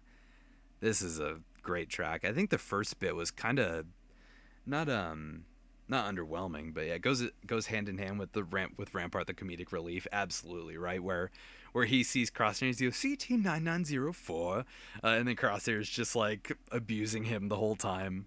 Um, yeah, I think that this is a really solid track, especially towards the end there, where again it ties in the Hemlock theme, it ties in the synthetic booms, and then it ties in Rampart's theme, which I am just such a sucker for the villain themes in this show. I love Hemlock's theme and I love Rampart's theme. Yeah, this is definitely an A tier track, and I think I put it above Cargo Dot Clash. I think might even put it above CX2 on the Hunt. I think so. Cause yeah, I like how this one ties in the sacrifice, but I love how this one again it feels really personal, which again, blowing up the Marauder is pretty personal, where, that's their home being destroyed and the sacrifice coming in. But I really like how the three main focuses of this are all tied in, where you have Crosshair's synthetic booms, then you have the Hemlock theme as it ties back to them wanting to find Tantus, and then Rampart's theme, which again I love Rampart's theme. Um, and then we have Turbo Tank Battle, which is awesome. Turbo Tank Battle is a really good track. Um, Fits very well with this just large scale vehicular madness, right? Um, it's almost kind of a better version than the track from season one when they're on Raxus in the ATTEs. Darn, I wish I could remember the name of that track off the top of my head right now. Um, but it definitely feels a lot like that, just a bit more grander, I feel like. It kind of surpasses it in that way. It feels a lot more cinematic with what's going on, a lot more urgent with the different instruments that are just blasting. Um, I can't remember what point it was, but there was like an electric guitar riff that comes in, which was pretty crazy. Um, which is again just a very different thing for this track. Um, and that gives a triumphant little stinger when a hunter ramps off the other juggernaut they blasted the wheels out from under. Um, and then just keeps ramping up, getting a lot more intense. Love how the trumpets start to come in, and then I think it was the Batches theme just comes right in when Fee shows up to airlift them, and then sort of a continuation of that in a triumphant way at the way end. Um, yeah, this is a great track. It's not like Star Wars, right? Yeah, I mean this show just does so many things that push the boundaries of what the Star Wars soundtrack can be. Because I mean, I don't think that there's any other Star Wars project that's used as much synthetics as this one has, right? Um, it's all for the better. I feel like it just adds so much. Um, yeah, Turbo Tank Battle is great. Very unique track, very different track. I think I'll put it right below CX2 on the hunt. I feel like, um, yeah, yeah. I feel like definitely above these, or maybe no. Yeah, I'll put it right below Glimmer of Hope. I think that's a nice spot for it. Um, then we have Positive Test, which has a callback to sublevel containment, but there's something else. I can't remember if the that section actually shows up in sublevel containment, but it's when Hemlock and Omega are walking down the corridor, and Hemlock sort of explaining to Omega what her importance is. Um, there's this track that's playing there that definitely is very Hemlock and Vault sounding. Um, but it also kind of ties back in daily routine as well. I think in the early going, you get a lot of those Tantus synthetic wah type sounds. The Hemlock theme is in there. The Vault theme is in there. Um, some synthetic booms, of course. Um, so yeah, and then yeah, as Hemlock is sort of explaining Omega's importance, there's this track that's playing that feels very. It feels like an expository track, but it just fits so well. Um, and then yeah, then it returns to the Vault track with the like school bell type sounding filtered sound, and then it also mixes in daily routine along with synthetic booms. So yeah, this is a stellar track, I think. Um, oh, thank you so much for stopping in. Thank you. Really appreciate you coming in. Have a great rest of the day. Um, but yeah, Positive Test I think is a really stellar track. Um, it's definitely high up for me, high up on the A tier. I think I'll put it right about there because I think keeping it a little close to sublevel containment is a good thing to do because it ties. I think I'm actually going to put it higher. Um, I think I'm putting it at the top of A for right now. Probably. I think so. Yeah, because again, just tying in all these different ideas together is just what this show does best, merging all the different themes. So yeah, I think it's yeah very high A. I think. Um, then we have Imperial Station 003, which is a pretty solid stealthy track. I think the stealthy beginning of it is good. Brings in a lot of different militaristic drums and trumpets coming in pretty frequently. Um, yeah, I think it's a track that suits the situation very well. I think um, nothing that really goes above and beyond. I don't feel like so. Yeah, I think in B. I think it's a pretty good place for B. Um, probably put it maybe right above Siler Saris. Maybe that's kind of a nice place for it. I think I'll put Duran Council above there. I don't feel right putting the Duran theme at the bottom for right now. I don't know if there will be. I don't know. Yeah, I'm not really sure if there is going to be another thing below this. Um, maybe if they had another one of those like jukebox mixes besides Space Club Mix. Um, I'll just say right now, if Space Club Mix was in here, it'd be very high up. I think it'd probably be S actually. But anyway, Plans Change is definitely a good continuation of Imperial Station 003. Has a lot of that stealthy feel to it. Um, in the first bit, anyway, I think. I'm pretty sure Plans Change starts out when they're on the station. Um, and then there's some piano that comes in that drops, and it happens in this show a few times where there's that sort of drop. And then it goes back to the synthetic whom of Tantus with some screeches going on, which I'm pretty sure is when it transitions back to Tantus with Omega. Um, and then there's more daily routine sort of motifs that come in a bit here and there. Um, and then there's some rapid beats that go on at some point that I can't remember exactly what instrument it was or I couldn't really figure it out what it was. Um, and then there's a section of it shortly after that sounds a lot like the CX2 sort of theme going on. Um, when It's when he is fighting Crosshair at the waterfall. I think it's Battle of the Snipers is the name of that track. It starts playing that like synthetic screechy type of sound, and that sort of comes in a little bit here. Um, and then I think that's around the time when Omega is starting to try and get back to the to her cell. Maybe, or maybe it's when she's leaving. I can't exactly remember. I think it's when she's getting back. When Dr. Scalder is coming back, and then Omega's in her room when she arrives. Um, but yeah, lots of daily routine vibes and feels to it.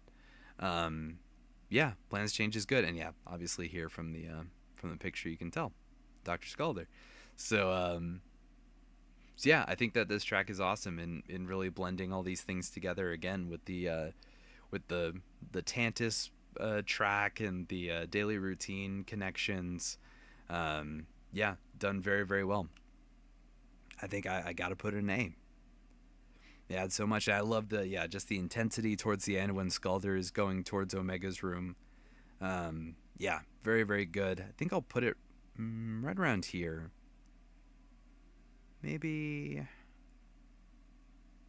think right below Erebus. That might be a good spot for it.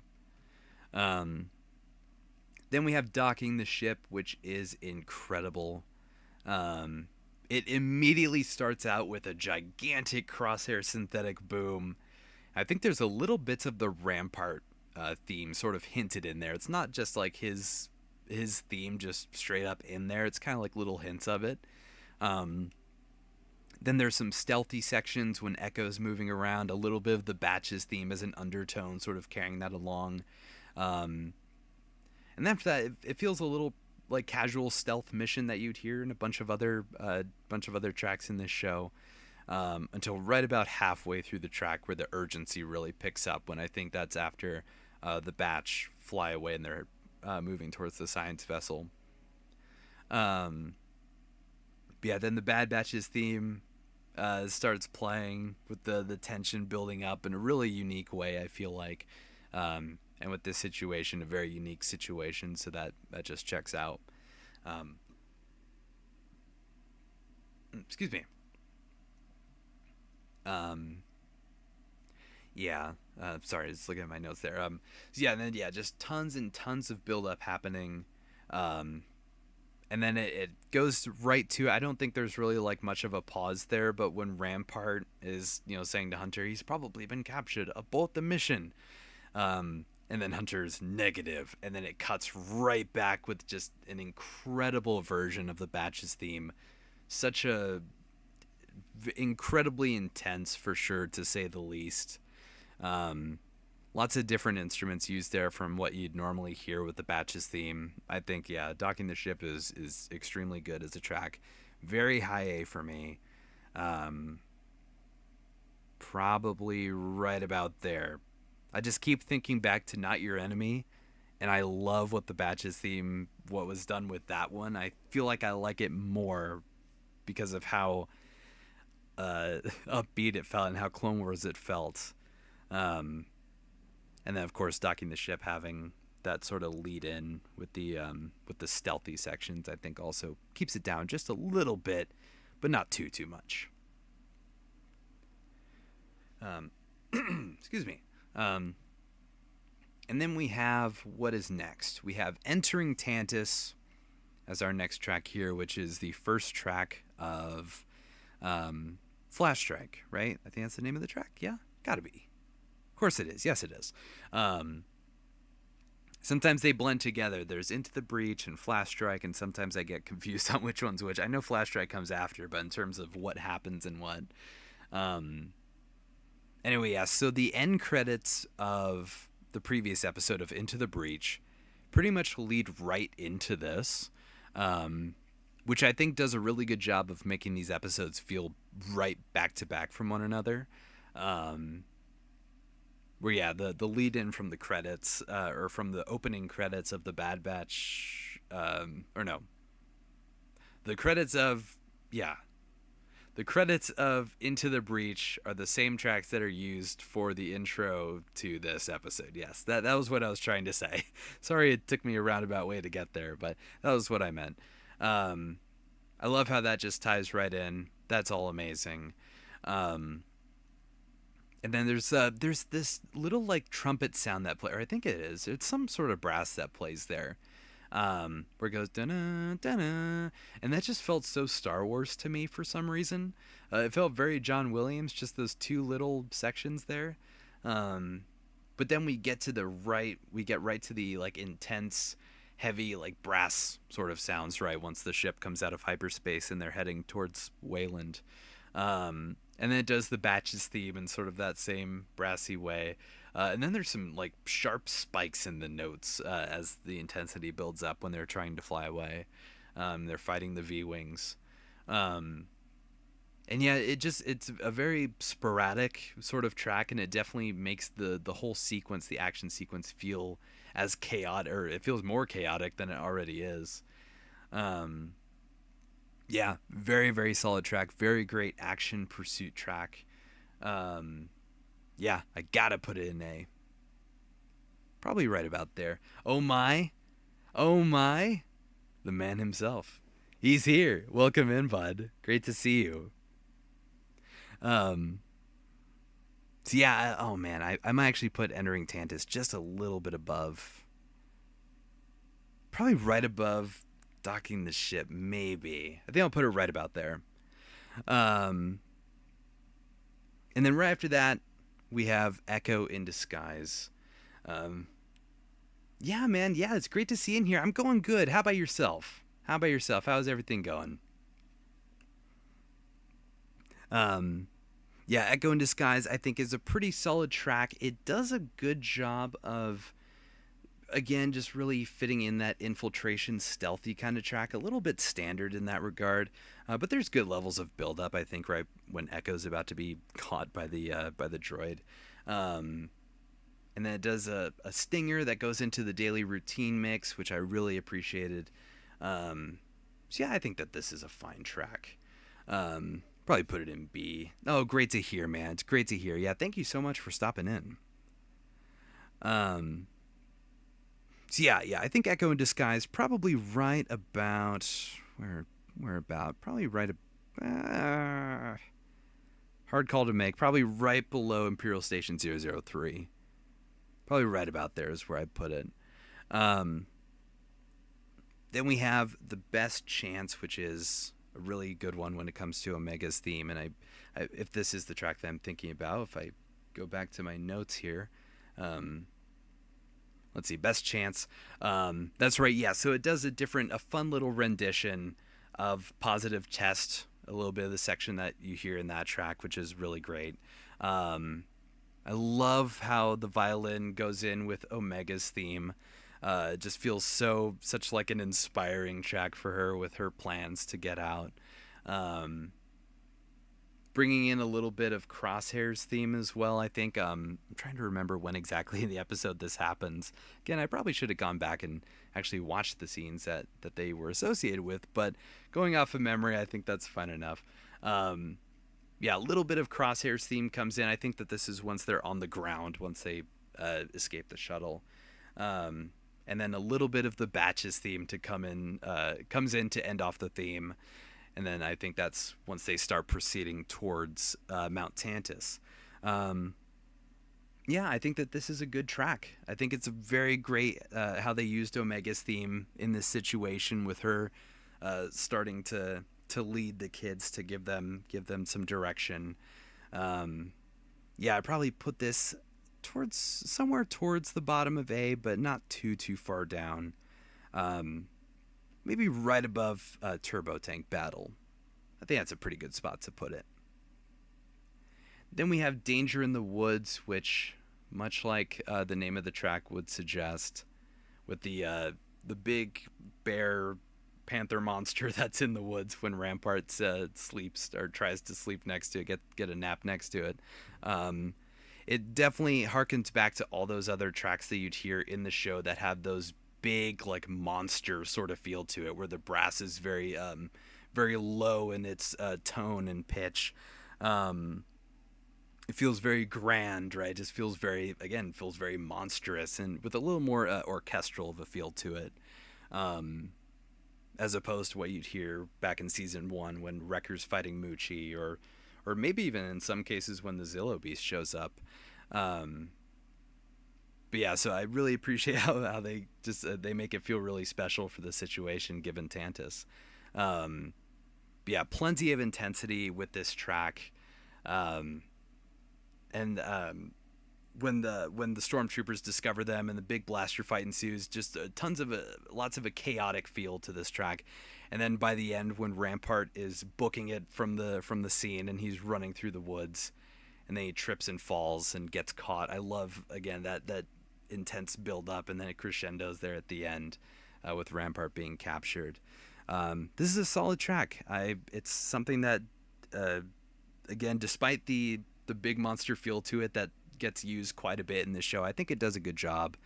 I think I'll definitely put it in B, probably right above Escape Plan. I feel like might be a good spot for it for right now. Clone Troopers are better than Stormtroopers. You are very right.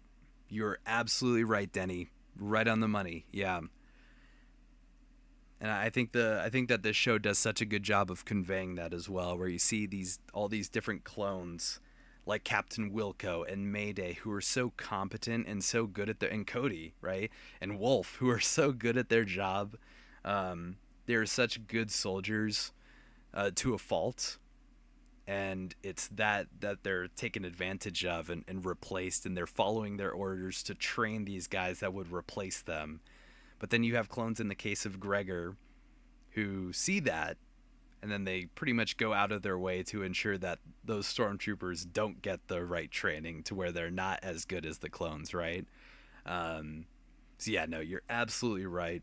Very much so that stormtroopers are outclassed in every possible way. Then we have We're Here for Everyone, which I believe is the first track of the finale. I think. I might actually be wrong about that. We're here. No, okay, yes, I am wrong about that. I'm sorry, yes. This is at the end of the episode when Emery finds Echo, and then Echo is telling Emery that we're here for all the clones that you've been experimenting on. So it brings in a little bit, tying back with Emery and Tantus and Omega, it brings in a little bit of daily routine, which Emery pretty much inherited from Omega. After she had left, and then with Emery as lost, it ties in daily routine pretty well with her. But then it has a bit of an undertone of the clone theme, right? You have the classic trumpet of the clone theme coming in an undertone sort of way, mixed in with it. And then the track goes into the credits of the episode, which does a really good job of blending the Batches theme with a mix of the clone theme in such a huge way. Man, the way that they use the clone theme in the credits is outstanding. It feels so... I know I use cinematic a lot, but it's even more, it's even bigger than that, right? Because of what Echo's mission is in this situation and what the Batch's mission is. So yeah, the use of the clone theme in the credits is outstanding. Yeah, it definitely, if even just for that alone definitely puts it in A. But where in A for sure is the question. I'll probably put it above Target Security. I think I'll put it above Back on Pabu. Maybe even above Docking the Ship. Maybe even above Entering Tantus. We're putting it there. We're putting it above Entering Tantus. Yeah, that's where it'll go for right now. And then we have... What track do we have next? We have Escape from the Vault is next.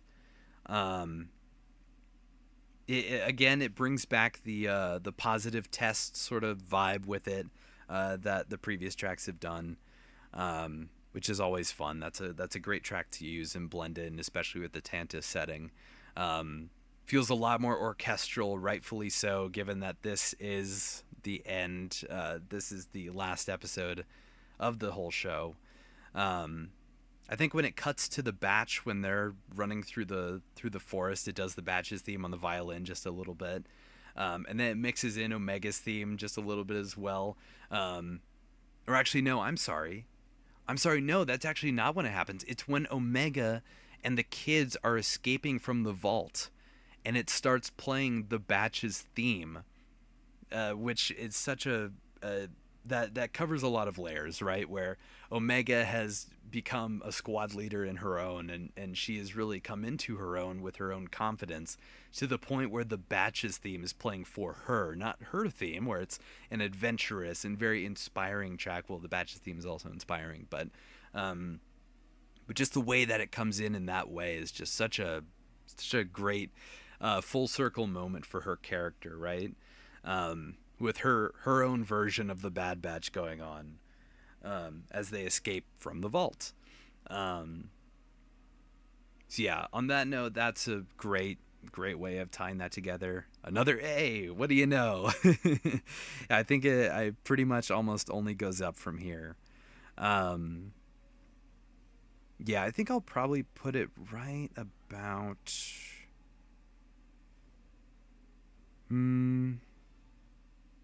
Probably right about there, maybe? Right below CX2 on the Hunt. That might be the spot for it. Just for right now. I think that's a pretty solid place for it. Okay, the next up we have Zillo Beast Breaks Loose, which is, again, very much hones in on that big monster type music, but instead, in this case, it's a lot more grander than the, what is it, the Silax or whatever that monster was called in the woods that Rampart was leaning up against. Yeah, big use of the violin in this track, of course. It's one of the key instruments in the show, but it's done very well here. Combined and mixed along with that big monster feel of the track with large, huge bass on the brass that they're using. Yeah, a good track that I think fits really well with the situation. Doesn't do too much to really go way above and beyond that big monster feel that the Zillo Beast is. I think I got to put it in B. I think above Danger in the Woods for sure. Probably at the top of B, I think. Definitely above Danger in the Woods because, again, like I said, I feel like it does that big monster feel even in an even grander way. All right, and we are coming down to the wire here. We have just a handful of tracks left to go.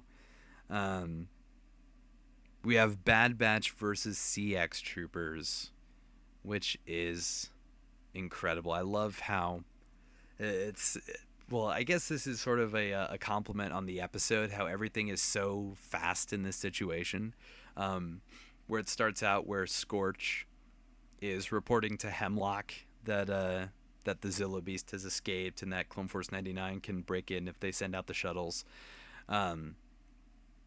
But it intros with Omega's theme, because I think that's when Omega gives Jax that inspiration, where she tells him about her brother Wrecker and how he's afraid of heights, but he's one of the greatest soldiers that she knows. I think that's when Omega's theme is in this track. A very inspired version of it. And then we get the synthetic screeches. And then, so that's when Scorch is reporting to Hemlock that, the Zillos escaped and Clone Force 99 can break in. And then Hemlock tells Scorch to do it, to send out the shuttles. And then right when he does, the operative music theme comes in. And I feel like this is one of the best uses of the theme, maybe even the best use of the theme, because nothing needed to be said about what Hemlock's plan was, right?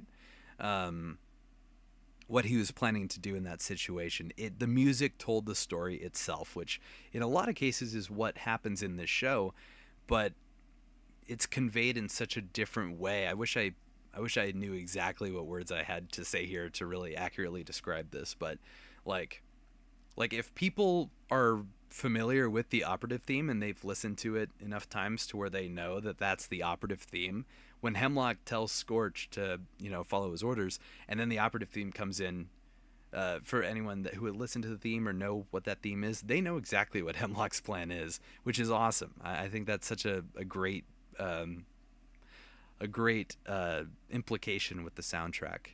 Um, so yeah, very very good stuff. Absolutely love that track. Um,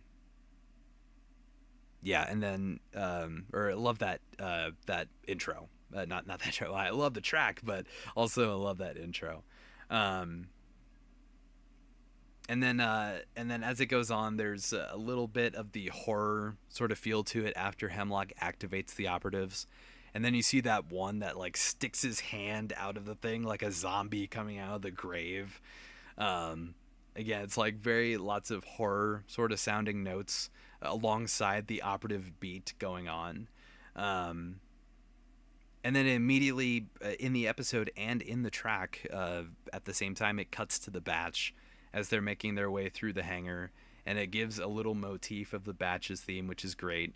Um, and then it gets kind of unusual in a lot of ways, where um, it definitely fits the good batch, right? Where it definitely fits the operatives. This is a group of operatives. It's not just CX2's theme. It's not just the operative theme. It's this sort of orchestral feel to it, less synthetic and manufactured, and a lot more of that, a lot more orchestral. Um, so yeah, and it's when the operatives actually show up, and yeah, I really wish I could play it just to really express what I'm talking about here. But obviously, I very much recommend listening to all these tracks, either as I'm talking about them, or whatever it may be. I'm actually going to go ahead and leap into OBS real fast just to make sure, because I do have the Jedi Survivor soundtrack playing in the background, but I don't want it to be too much to the point where you wouldn't be able to hear, if you are listening to the Batch's soundtrack as I'm talking about this. But anyway, yeah. So it just feels very unique once the Good Batch show up, and then CX2, when he reveals himself, it starts playing a little bit of his theme. And then I think when Crosshair tells Hunter and Wrecker to fall back, and then that he'll be right behind them, it starts playing a little bit of Crosshair's theme. Gets pretty intense with the brass coming in, a lot of tense strings that you'd usually hear in these sorts of situations. And then when the shuttle flies in and shoots at the ground and Hunter's badly hurt, it starts playing The Sacrifice again, which is obviously a very bad omen, when in terms of how that track is associated with the rest of the show. Yeah, it just feels like such a tragic situation now. And then a little more brass on top of that as it goes on. But then right when Crosshair, I think, when he gets knocked back and he's reaching for his weapon, and then CX2 steps on his arm, and then immediately interjects with the operative CX2 kind of mix of his theme. And then, you should be more careful with your shooting hand. And then he brings down the vibroblade, and it does that brutal screeching sound that you hear with the Zillow Beast or whatever else in that situation. Excuse me. So it was actually a lot louder in the scene than it actually is in the track. So if you listen to the track, and at this point, which is the end of the track, probably the last 30 seconds, that synthetic screeching glitchy sound that happens is a lot more subdued in the actual track than it is in the episode. But it's one of those tracks, or it's one of those moments where, given what happens when Crosshair's hand gets cut off and you don't see it, and you just hear that like screeching, it just feels numbing in a way, right? Where, I don't know, I feel like I've made a couple of comparisons, or probably more comparisons than I need to, for Outlast, right? Where there's the Hemlock theme in a couple of situations on the violin. Sounds like it's out of Outlast. But this almost kind of does a similar thing where I don't think Outlast really has much in terms of screeching, glitchy type of sounds, but it has maintained notes that are very high pitched notes that sort of act in the same way. Like if in Outlast, if you get like a limb cut off or like a finger cut off or something, it does that same sort of sound, just on a violin. Um, so yeah, it just feels again very numbing and just like out of it, which I think it does an outstanding job of doing. And on that note, pun intended, I will go ahead and put this in S tier. Now I think I will put it right below Island Will Burn. I think that's a good place to put it, I think. Um, so yeah, and then following that, we have Stand With Us, which is when Omega and Echo get to the detention block and they're breaking out all the prisoners. They're unlocking all the cells. I love how inspiring and uplifting this is, because now these clones who have spent months and months and months locked in these cells, they're being experimented on.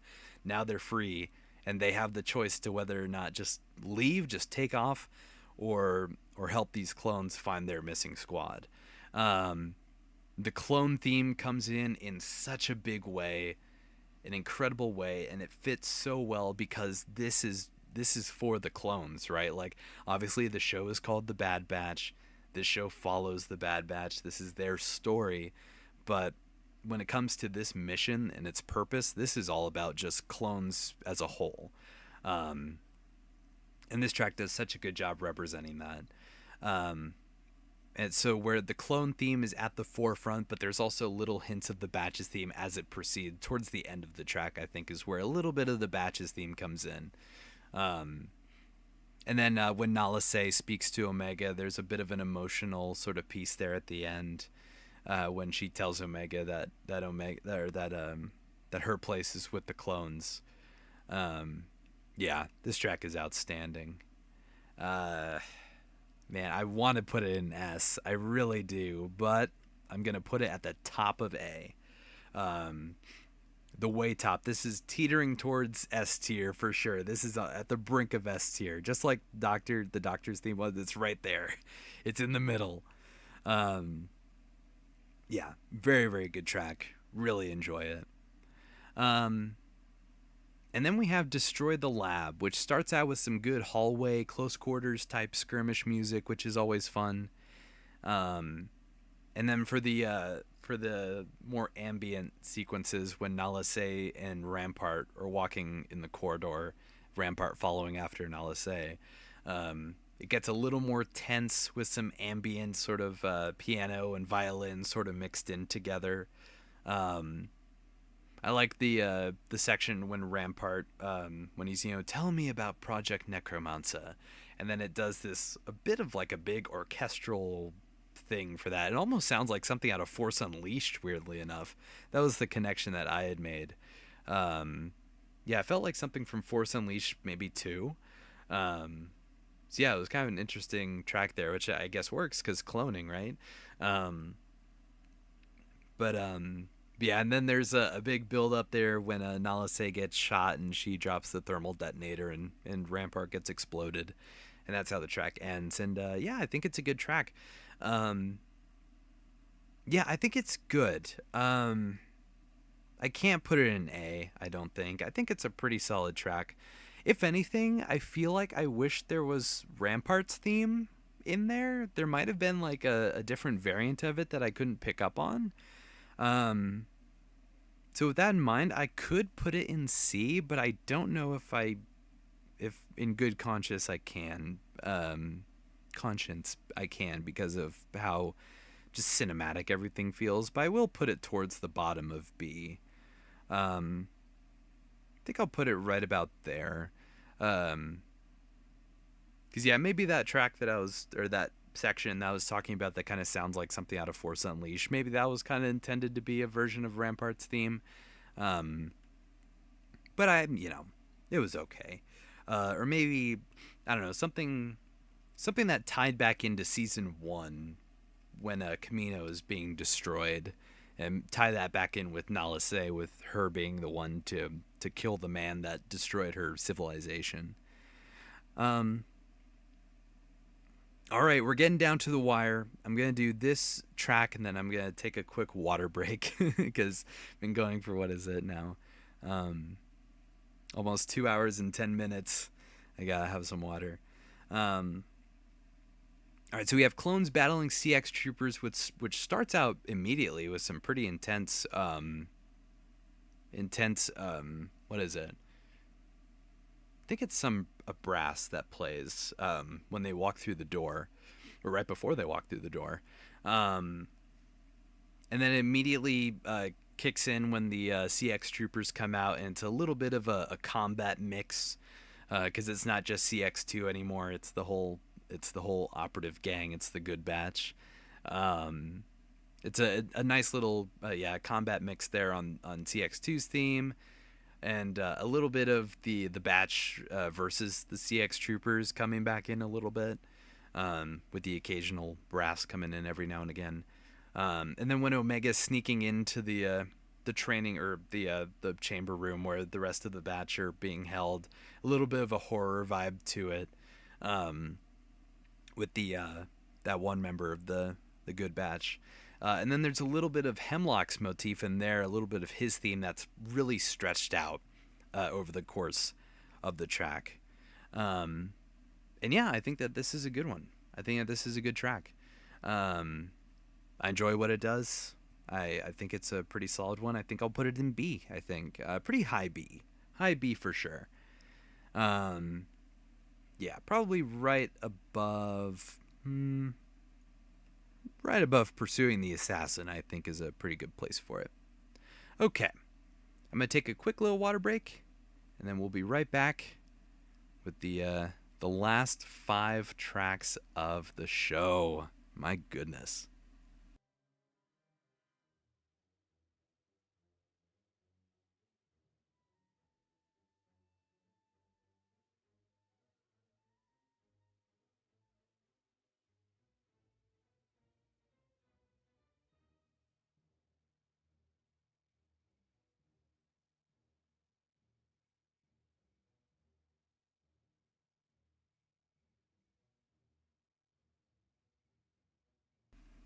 All right, the water has been procured, has been consumed, and now we can move on to the final 5 tracks of the Bad Batch. Oh my goodness, the top 5, as it were. Um, we start out with "I Have Them." Well, not we start out. We continue, I guess, with "I Have Them." I love the opening with with the violin solo on Hemlock's theme at the start. Again, like I said, it's a very Outlast sort of feel to it, which is I think is a fine connection to make because given the Mount Tantus, um, the experiments that are done on the clone prisoners, fits kind of in line with the Mount Massive thing with the mad scientist that's experimenting on the prisoners to turn them into this ghost-like being, um, which kind of also ties in with the Tantus objective, right? Where it's Project Necromancer. Um, so yeah, so again, just yeah, Hemlock's theme, the solo at the beginning on the violin was phenomenal. Uh, the Tantus, you know how it goes. The Tantus Woms, the Tantus synthetic Wom. That's what we'll call it, right? Crosshair is the synthetic boom. Tantus has the synthetic Wom. Um, and then there's some intense notes on the strings, probably on the violin, that come in that almost sounds like the Spiders track from season 2. Just how it's sort of pretty sporadic and almost horror type feeling. Um, and I think that's once Hemlock's fear toxin stuff pumps into the room and knocks out the remaining clones. So yeah, almost kind of like a little bit of a horror vibe to that, and then the build up when Hemlock is berating Omega for the failed plan, when he says, "I still have you," and then Omega with the build up coming to Wrecker's escape, when Omega says, "I have them." Obviously, the name of the track very fitting. Wrecker breaks out, and I love how again it kind of ties back in with what could be a Wrecker motif in just a little bit of a way. Um, Wrecker doesn't really have a theme in this show. It's just kind of these little motifs that come in here and again, which is great. So then it does that where it's kind of like that monster sort of music that you hear, but more centralized for Wrecker. Um, but in this case, it doesn't feel super triumphant given the desperation of the situation. Um, Even though this is sort of a new stage of the fight. Oh goodness, there's a helicopter outside. I hope that's not picking up intensely on the microphone. Oh goodness, go away, helicopter. Anyway, so yeah, it does feel like it's in the middle of a fight as opposed to the beginning of one. So it doesn't really have that triumphant feel to it, but it still has the equal amounts of intensity with Wrecker's breakout. Um, and after that, we get a little bit of a tease for one last fight, just in a less urgent sense. Where like Echo's in the where Echo's trying to fight the other CX troopers. We get just a little bit of a tease for that bit of one last fight. Bunch of intense violin strings in all which directions. When Wrecker, when he's like, get the kid, and he does that big growl or that roar, and then he tackles the dude through the glass. It also has that monster, not motif, but that monster, I guess, pitch to it, right? That tone, which is great. And then there's a bit of a build up, a bit of a suspense build up when Hunter and CX2 are sort of regathering themselves, and then it gets to the point when Hunter tosses the javelin of a shock staff through the guy, through CX2 into the mainframe or whatever it was he got stabbed into, which was a great build up there. I think it was good to give CX2 a bit of a stinger for his death, because with how prevalent he's been, in this season thus far, all the way up until now, getting something like that's cool, and which we'd also see a bit later on with Scorch in one last fight. And then we get a little bit of a Bad Batch theme coming in at the end when Hunter and Crosshair are together, and then they head off in pursuit of Omega. But it's not the main melody of the Batch's theme that plays. It's sort of further along in the track, once they run off after her. And this is a solid track. I really like it. I like what it does. I like the urgency of it all. This is definitely an A-tier track. I probably put it right about here, maybe? Right above Cargo Dock Clash? I think that's a fine place. I'll put it right before, I think. Right before Cargo Dock Clash, I think, is a good spot for it. And then we have, goodness gracious, one last fight. This might be my favorite track in the entire show. And if that doesn't say it, it's the top of S tier for me. And honestly, even considering some of the other tracks that we get following this, it might stay there. I don't know. I'll have to really think about it as I go on. But yeah, I love just the more of the intensity, just times 10, right? There's intense brass that's going on. There's violin strings backing that up behind it. It feels very calm before the storm in this situation when Echo is he's going from corner to corner looking for the CX troopers, and then it picks right up when who is it? The one that kind of looks like Tech Wrecker grabs him and stuffs him into the wall, and then the other guy gets shot.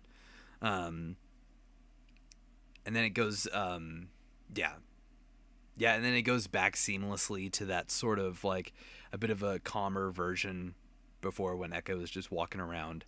And then it goes to the Hemlock side of things with him, Omega, and Scorch, and Hemlock's theme is going along with the rest of the brass and all the other instruments, and it ties in so well. and he's queuing for the paper airplane to show up, and it's turning up, and then it gets shot, and then it drops into such a dramatic tone. Um, and then when Scorch gets shot, there's a little bit of a stinger when he falls off the edge, which was fun. Um, I appreciate him getting that little something there. Because I mean, obviously with this show we weren't going to get like a full Delta Squad reunion or anything like that. Like I know a lot of people wanted that, but for me it was pretty apparent that that wasn't going to happen. Um, so Scorch getting a little bit of something there in terms of like a little stinger when he dies is fun. Um, that was a fun way to round that off, I guess. But then it goes right back to the super dramatic hostage situation with Hemlock and Omega, um, where it does a little bit of both of Omega's theme and the Batch's theme in that same intensity, mix in with Hemlock's theme. Oh my goodness, you made it! Welcome in. Welcome, welcome, welcome, and just in time for the top track of the whole season. Just in time for the best one, at least for right now. Um, so after Scorch plummets off, it goes right back. There's some of the Batch's theme, some of Omega's theme, some of Hemlock's theme. It all ties in together with this one last fight sort of consistency, right, of the whole track. Um, and then one last fight, just absolutely. I think it's when what is it? Oh no, that was for something else. Sorry, I was thinking of a different track. So then the build up, right? It gets oh good. I'm glad. I'll go over it all once we get to the way end. But yeah, there might be some in here that could maybe move around. But Siler Saris be, hey, it's got to be Siler Saris tier. Hey, well, you never know. We've got the Roland Durans here. You never know. Um, but anyway, so then when Hemlock has Omega at gunpoint, he's telling you, drop the blasters, and it picks up in such a big way.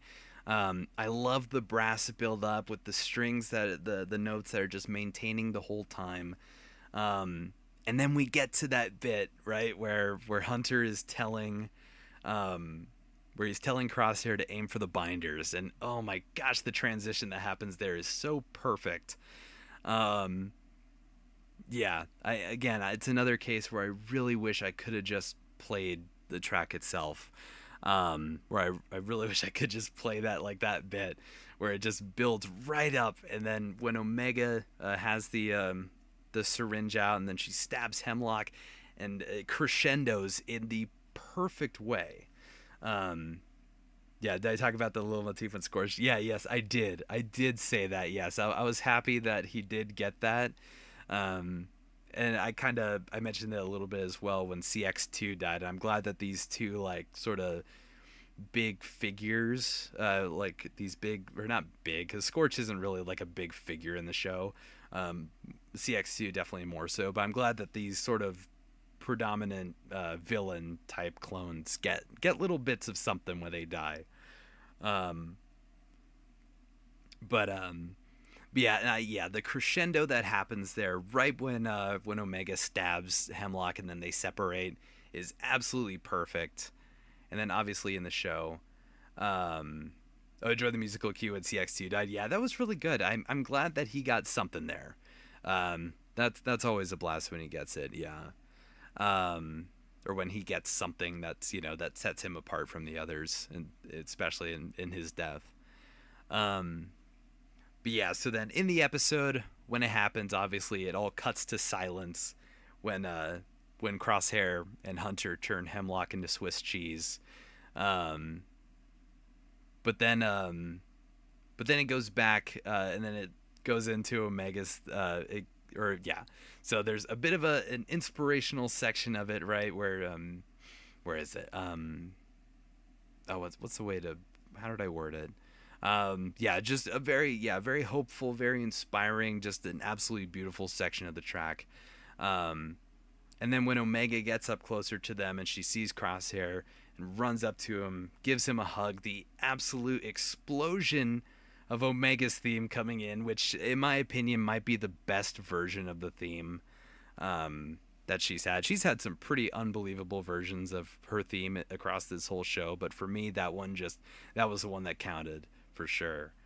Um, and then that just the relief. Yeah, absolutely right. Yeah, yes, massive sigh of relief. Um, yeah, and then that consistency continues once the team leave Tantus, and yeah, one last fight is, yeah, just an absolutely gorgeous, amazing track. I love everything about it. It's a track that, much like others, like, lots of tracks in the Outpost, like Raiding the Base, Assaulting the City, that it's a track that I always come back to. It's one I'm always so excited to listen to whenever have a playlist on it comes to it. Um, yeah, One Last Fight, absolutely, very, very much top of the line. The entire Tantus suite has been spectacular. Yeah, right? Like, Tantus, I appreciate, yeah, daily routine. Oh, yeah, right. Yeah, you have to. I was talking about it before, how it has a big, like, Andor vibe to it in many ways, with that ambience and a very, not manufactured, but very, like, imperial sort of ambience to it. Um, and yeah, with Tantus, right, where Tantus has so many different factors that play into it, where you have Hemlock's theme, then you have the Vault theme, but then Tantus has its theme with its little synthetic wah type things that go on. Put It Above Reunion for you, yeah, it's one of those tracks, yeah, absolutely, rightfully so. Daily Routine is such a good one, like, for anything, right? Like, um, yeah, just like if you're just doing something, like doing chores or whatever, just putting on Daily Routine is such a fun one to have on. Um, but um, but yeah, so yeah, One Last Fight, absolutely for me, top of the top. It's just such a incredible track. Um, yeah, I think very, very deserving of it. Yeah, daily routine while doing chores, exactly. That's just what it is, right? That's exactly what it is. Obviously, not to the extent that Omega's doing it, um, but yeah. And then we have New Life, which is just just a continuation of the the peacefulness of it all, the peaceful harmonics of Pabu, just that feeling of disbelief, right? So, like back in season 2, when Pabu was always something that just felt too good to be true, right? It just felt so otherworldly and so inspiring and everything. I feel like this track is just another embodiment of that, but in a different sense, because with the Bad Batch, with this being the last season, you never really know what's going to happen to all these characters. So just like Pabu was that sort of ethereal disbelief of like, wow, this might actually be something for us to live. New Life sort of does it in a different way, where it's like, wow, I didn't think that all these characters would make it out alive. So it kind of has that sense of disbelief to it in just a different sense. Um, and yeah, it's all encapsulated in just such a beautiful way, tying in with a little bit of the Batches melody in there. When the clone theme comes in and how it mixes in with the Batches theme just a little bit, all under that like Pabu banner, is just it feels so full circle. Um, like what I call part of the Pabu suite, absolutely, it has to be, right. Which itself is an Omega theme variation. It is, yeah. Sometimes Omega's theme is a little more prevalent, especially in season 2 with the Pabu track. Like Omega's theme definitely comes in at the forefront a couple of times in that track. But yeah, it definitely is sort of an expansion of it. Um, but yeah, and then of course that incredible shot when they're all together sitting by the tree. Um, and it's just such a peaceful melody of Omega's theme and the Batch's theme coming together. Uh, and then with the fade to black, and yeah, it's perfect. It's such a perfect track. New Life for me is absolutely S. I definitely would put it above. Man, this is a tough one to place. It might be at just the bottom of S right now. Probably. Omega's theme has two main melodies. Yeah, the second melody comes in with the track and it's beautiful. Yeah, right? Yeah. Yeah, and obviously with that context, right, where it's Omega finally having a new home, and just, I mean, the Batch and the clones all having a new home, but specifically Omega having to witness the place that she's been for so long be destroyed, and now having this new one and having it be a variation of her theme as a new place of belonging. I think that just works out super well. So yeah, New Life, I think absolutely very much belongs in S. I could probably switch it around, but I feel like that's a pretty good place for it. Um, and then we have Epilogue, which is a great synthetic piano mix that goes on there. That's all really great.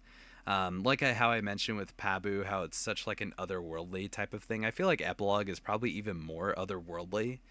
Um, it just fits so well with the theme of this series. Um, or just like the tone of it, I guess. How a lot of synthetics are used over the course of this whole show, uh, especially with seasons 2 and 3. But this one, just being that time jump, it really hits that, I feel like, in such a good way. Night Sparkly, that's a great one. That's a great way to put it, yeah. Epilogue brings me more tears than I am ready sometimes. Yeah, right? That, especially the later half, when she's there with Hunter, and or like the last third maybe of the track. Um, yeah, when she's talking to Hunter, and it's like, you've fought enough, and now it's my fight. Um, yeah, and it does some good stuff with the Batches theme in there as well. Epilogue is outstanding. Probably also put it in S, to be honest. Yeah, I feel like it has to go up there for sure. With the yeah, just the pure emotion that it conveys, and then the perfect lead in to what would be next with I Am Ready. And on that note, I Am Ready, last track of the show. Esther, you're about to upload for all these great music. Yeah, it's go. I mean, it won't get to the part where it extends a little bit unless I move something up. Um, but yeah. Oh boy, I am ready. I mean, yeah. Do I even need to dilly dally with this one? It's up there in S. It's above there. I was just gonna put it there until I sort it, but it's definitely here. Definitely there. Um, yeah, yeah, it's unbelievable. Definitely above Reunion for me. These two are very close together, I'd say. Um, yeah, what is there to say about I Am Ready? Like, it's when it comes. All right, so One Last Fight does something so specific with Omega's theme being such a big sigh of relief, right? Like you said, just a big explosion of just yeah, just relief, right? I think that's the best word for it. Um, but in this context with I Am Ready, it's such a, I know I use the word peaceful a lot, so whatever synonyms work along with peaceful, it's that, right? It's the best version for that setting, for that sort of emotion, for that balance, I guess you could say, right? Um, and then when she brings up how, keep an eye on Wrecker and Crosshair, and it ties in Crosshair's theme, and then it goes back to the Batch's theme. Omega's theme transforms into a final reprisal of the Bad Batch theme, right? Yeah, exactly. Like everything, it feels like such a huge passing of the torch moment, right? And then when Omega runs towards the mini Marauder, and it comes back to that hopeful, adventurous spirit that you get back in the first season. Just a bit more upbeat and a lot more, not a lot more, but a bit more faster than it was in First Time in Space and Omega's theme. Um, yeah, definitely more of like a like an upbeat version of or an upbeat melody on the violin. Um, ties in Crosshair's theme, yeah, right, yeah. It transitions, right? It transitions very well into the Crosshairs segment of that for just a section, just a small little bit there. Um, yeah, yeah, like a reprisal of First Time in Space, yeah, right, like yeah, but obviously with this context with Omega now taking that mantle, right, where she's so much more confident in her place, where it is still the adventurous hopeful spirit that she has, but she's not as naive and inexperienced to the galaxy that she's experienced. um and yeah, then with the Batches theme that's being interwoven into the track underneath to sort of propel Omega upward, and the trumpets of the Batches theme carrying along, it's yeah. um And then once she takes off and once she flies away, and then when it's Hunter and Batch are there, and it's the Batches theme that plays to, again, that propels Omega forward, again, very much conveying that passing of the torch in such a big and grand way. Um, yeah, and then it goes to the credits. And goodness gracious, that freaking piano solo at the beginning. That, yeah, I'll never forget watching that episode for the first time, and just that piano solo right when it cut, just absolutely crushing me.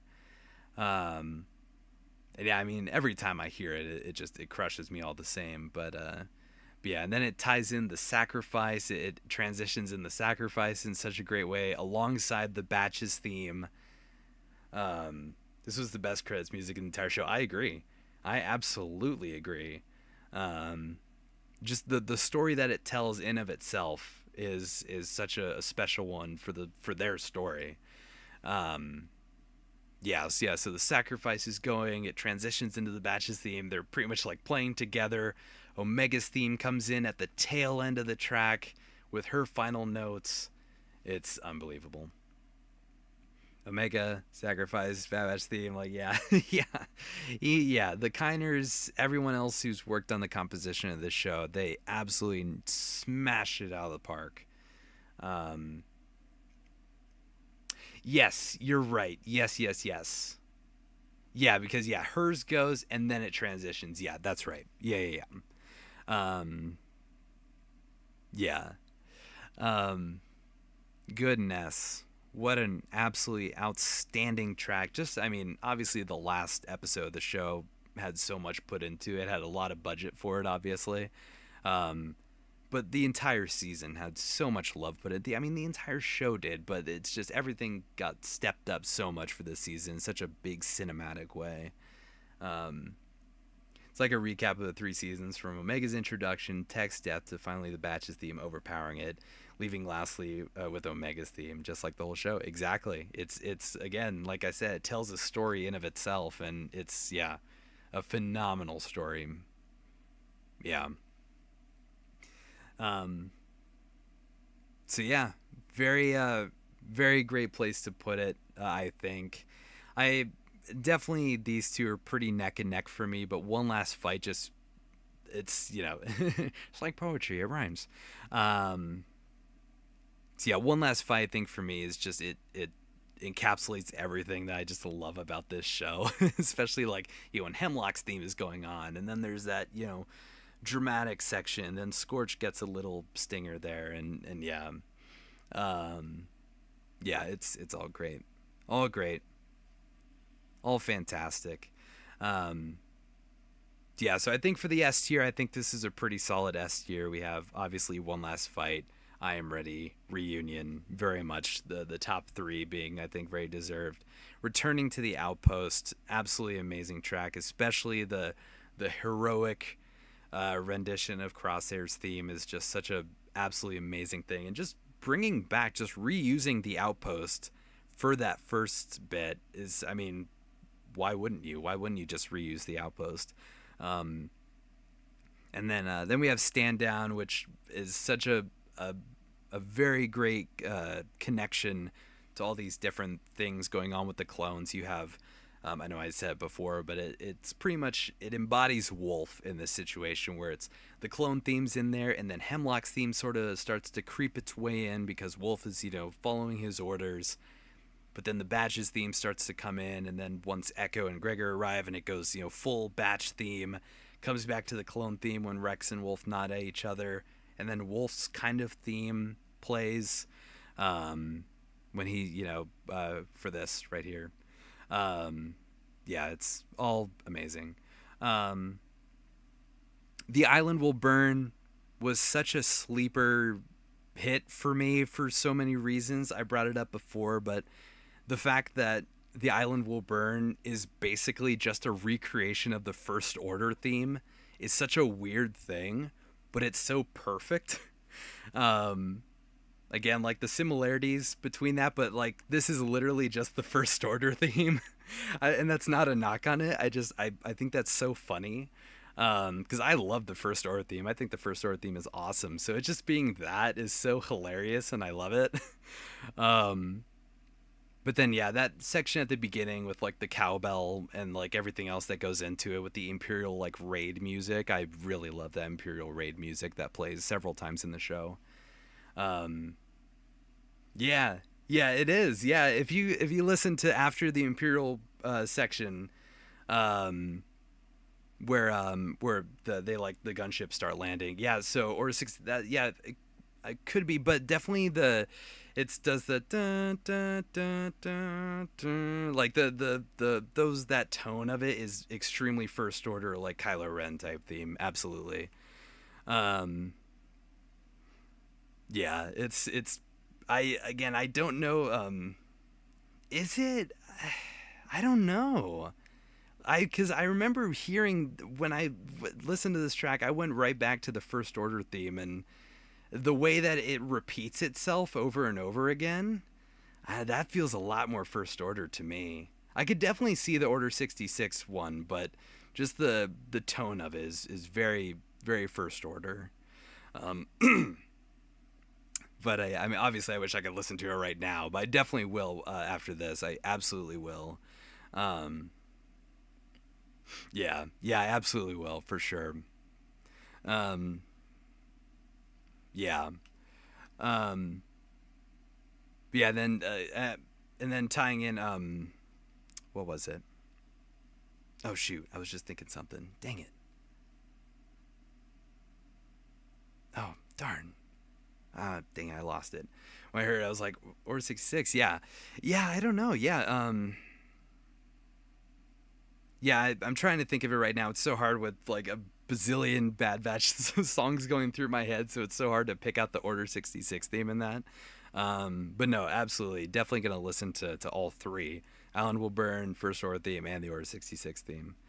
Um, yeah, then we have Bad Batch versus CX Troopers, which is just amazing. It does everything all at once. It brings in the CX2 slash operative track. It does the sacrifice after Hunter gets shot. There's those synthetic screeches that go on when Crosshair's hand gets cut off. I know I said it before when I was actually talking about the track, but I love just how numbing it feels, especially in the episode when it happens. Because, the vibroblade gets brought down and it cuts to Omega's group, and it's just this screeching that's like you hear in the Zillo Beast in Metamorphosis. Um, yeah, it's just very numbing of a thing to happen. Um, yeah, yeah, that was the word I thought of when I was listening to it, because I was trying to find the right word when I had actually watched the episode for the first time. I was thinking, wow, what a, or I mean, my jaw was just on the floor when it happened, so I wasn't really thinking of a word. Um, but on rewatches, I'll try to think of a word that it was. Um, yeah, daily routine, like I said, very much like an Andor vibe, where it's just super ambient and very in Omega's case, very fitting of her situation. I love the transition with Emery. Emery is lost, how it's sort of a more stretched out version of it, and a little more hopeless feeling for Emery's side. Sublevel containment being, oh my gosh, just a great version of Hemlock's theme on the violin. Yeah, I love how, again, I've said it quite a few times already, but just that Outlast vibe that it gives to me, I feel like is a really great fit for Hemlock with the Tantus situation and the experimenting. And then, yeah, New Life and Epilogue, just two incredible tracks that feel so otherworldly for what they are. The other routines also randomly reprise and stand down when Hunter talks to Rex about it. You're right. You're right. Yes, I did mention that as well. How it caps off with daily routine. Yeah, I think that ties back in a little. I think that actually works because given the context of what Rex is talking with Hunter about, where he's like, you need to find out why she's so valuable, um, and then it going into daily routine kind of works out in that way where it starts playing for Omega's purpose in Tantus. Um, but but yeah, and then what else was it? Oh yeah, no, I already mentioned these two. Um, But yeah, that's fair. Just my daily routine is more than just a track. Yeah, oh, absolutely. Yeah, it's used so many times. And when I was going back yesterday and listening to all of these, I was kind of shocked by how many times daily routine had come back, and I just never really noticed it. Because obviously it shows up there. It shows up in Emery is Lost. It comes back in Positive Test. Um, Again, obviously in Stand Down. Um, yeah, it shows up so many times, obviously, as it relates to Omega and when she's in Tantus, which is a great job of how they did. I think Best Chance also, maybe, I think it turns up. It's one of these ones, one of the ones when she's in the vault.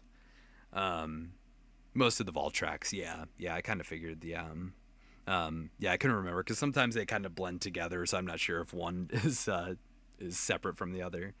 Um, but yeah, and then yeah, Escape the Vault. I'm pretty sure. Well, yeah, Escape the Vault bringing in the Batches theme when with Omega leading the kids. That was a great way to do that. Um, but yeah, I think A tier being so full of all these amazing tracks was great. What was my favorite action track besides One Last Fight? Ooh, that's a great question. Man, oh, that's tough. Hmm. Does Not Your Enemy count? I'm not sure if that one counts, but if it does, I'd probably go with that, or maybe. Hmm. Oh man, that's so tough. Or maybe even Bad Batch versus CX Troopers. Maybe I think these two might be pretty close together for me. I love Not Your Enemy with just what it does with the Batches theme, how it feels so Clone Warsy. Um, Turbo Tank Battle or Entering Tantus, yeah, those are incredible too. I love how with Turbo Tank Battle, I know I brought it up, but there's like a guitar, like an electric guitar riff in there. It's like, what is happening? This is cool. I didn't pick up on that when I was watching the episode for the first time, or after that as well as several times after. Um, yeah, it just felt so different, which obviously the show does such a good job at making everything feel different. Um, but yeah, I think for me, uh, like battle tracks, probably Bad Batch versus CX or Not Your Enemy. You're probably up there for me for sure. But yeah, Entering Tantus definitely is incredible for just how sporadic and all over the place it is. Um, how many cuts it has in between, the flying and the shooting, and yeah, just really great stuff there. Um, yeah. Um, Entering Tannis had these big trills, like this massive quick crescendo with flute and trumpet. It keeps the end dissonant. Yeah, great opener for Flash Strike. Absolutely, yeah. Because what was Oh yeah, it was Entering Tantus. Yeah, because when it opens up, how it's like pretty much exact, like it's the credits of Into the Breach just continued, which really sets in that this is happening immediately after. Um, and then yeah, then it just proceeds onward once they're at Wayland and they detach the shuttle and they're flying. It's just, yeah, it does a great job of just being, again, just all over the place. Very it fits the fight or flight kind of section that they're in right there, and just very like big dog fight type of grand, or not even grand because it's sort of like a small skirmish, but you get what I mean. um yeah. No, skip ads, YouTube. Don't play ads on here. Um, but yeah, I think all these tracks fitting in A, and there are a couple that I'm maybe considering switching around. Um, I don't know. I feel like Troopers Arrive is kind of a fair one to put at the bottom of A because I was actually considering putting it in B. I love the opening of it. Um, the opening of it with the clone theme and sort of that same vein as Solitary Clone, where it's sort of a different take on the clone theme, um, where Assaulting the City was sort of like a twisted version of it, but this one's kind of like a more like depressed version of the clone theme. Um, I appreciate that, but everything after was fair, like was fine. That was like the one bit that really put it above B tier for me. Um, no, yeah, I think Zilla Beast Breaks Loose is fine there because it is just sort of that like monster escaping track, which is not bad at all. Definitely fits everything here. Um, yeah, there were some great ones this season. Oh, absolutely. Yeah, I mean, if this wasn't telling enough, then yeah, like, and especially how conflicted I am on what goes over where. Emery is lost, and we're here for everyone. Yeah. Um, yeah, again, like I said, Emery is lost. Tying back in daily routine to sort of apply it more to Emery as a like Omega. Emery pretty much inherited daily routine from Omega with her being in that position. And again, it's more drawn out, a little more hopeless feeling. Um, and yeah, then we're here for everyone. Favorite end credits besides I'm Ready, right? Honestly, favorite end credits is We're Here for Everyone for me. Um, I think that has to be my favorite end credits. Um, just the way that the clone theme comes in a lot, like right after the Batches theme, in such a big like grand. It felt so like huge, like massive clone theme. Yeah. Um, Absolutely, yeah. It fit the context of the scene so well. Like it feels like it could just be slotted into excuse me, a scene in the episode, but it being used for the credits, I think works really, excuse me, really well. Um, yeah, yeah. I think yeah, we're here for everyone. Definitely, at least once it transitions to the end credits, obviously. Um, yeah, yeah, I think so. Previous seasons only kind of got a low warble. Yeah, they were never really full tracks. Yeah, yeah, yeah. No, because yeah, like whenever like bad things would happen in a season, or yeah, or like in the case of Crosshair, like they get the like synthetic sort of mixes to it, or yeah, like when um at the end of the summit, right, where it's like with the Tantus stuff, where there's that dramatic shot, or maybe did that go to the Batches credits? I don't think it did, right? Yeah, no, it just did that like synthetic kind of stuff. Kind of tricking me into watching the credits, listening to good music. Yeah, right. Yeah, when I was going through season 3 with a friend of mine, when I was taking him through the show, I try to like delay jumping to the next episode because he likes to jump from episode to episode. I was trying very hard to make sure that we like stayed in the credits for the episodes that had the really good ones. Um, so yeah, especially in the case of like Into the Breach and Flash Strike, those ones were definitely just like, hang on, let's just hear this incredible track for a second. Um, yeah. Um, but I had a friend who kept skipping the intro. Yeah, right. Yeah. Oh my gosh. Yeah. Especially, well, first of all, it's such a short intro. Like you get the Bad Batch title screen, and then it cuts, and then it does the title card. Um, in some cases where you have, Flash Strike has a very intense opening, very different one, and then you have the opening of the final episode of the Cavalry has arrived, right? Yeah, some episodes intro just jump in. Yeah, exactly. Because I think Flash Trek is pretty much one of those. It just leaps right in. Yeah. Um. Oh, Lockdown. Right. That's the opening of that episode. Right. Yeah. I actually I got confused when I was writing one because I actually mistook it for Lockdown. What's the first episode that's on here for the final, or what's the first track on here for the final episode? I'm trying to think. Um. I don't think it's Escape the Vault. It actually might be. Best Chance. Yeah. That sounds right, I think. Yeah. I think I was thinking that was that. I was like, oh, okay, it's got a little bit of the Batch theme going on here. Whichever one that was. It is Escape the Vault? Okay, because when it starts doing the Bad Batch theme for Omega, I was thinking that it was the Batch when they're outside, when they're in the woods. And I'm thinking, oh yeah, cool, this is like, really, amping up them going into Tantus. And then and then I heard something else, and I was like, wait a minute, that's not right. This isn't that.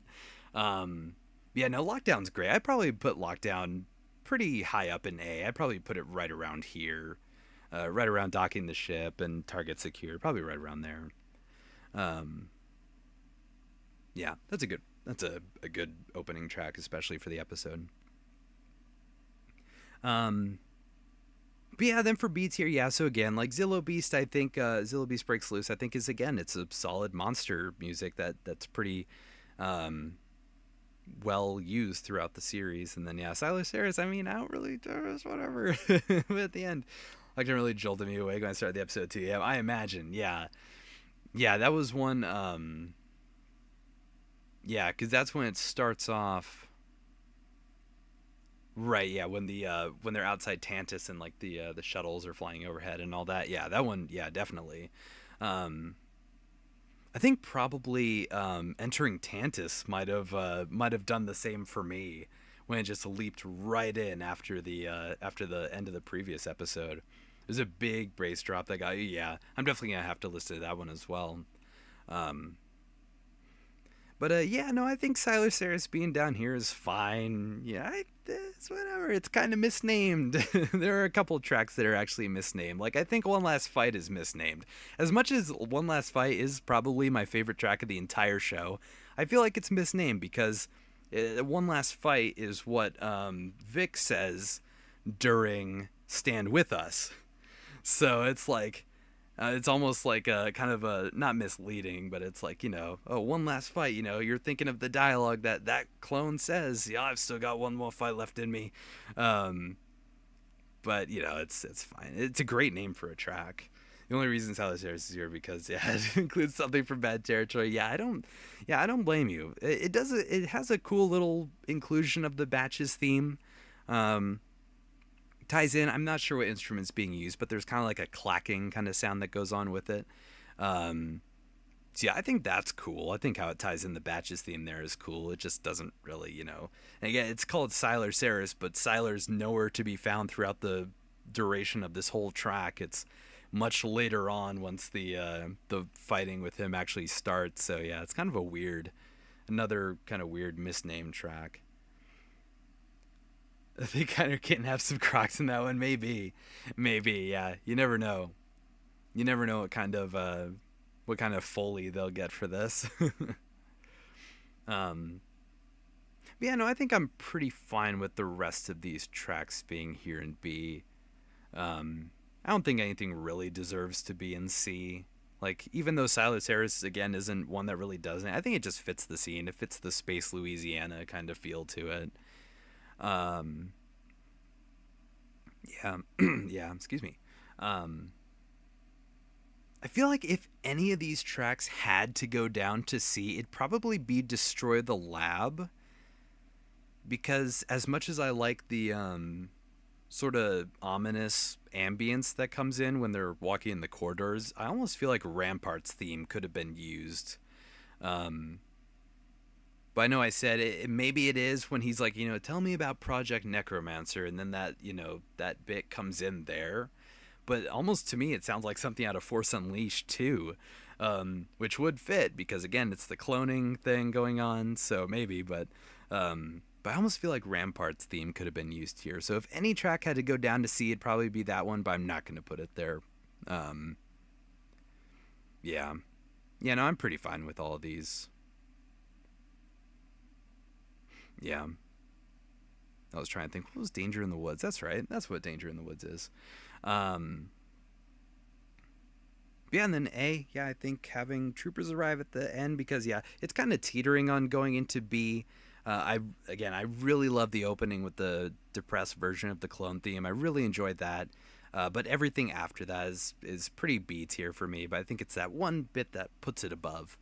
Um, and Stand With Us is incredibly inspiring with the clone theme being so prevalent. Um, and then yeah, then all of these in S. I think all these in S is a pretty solid fit. So yeah, there we go. Is there anything else I want to switch around?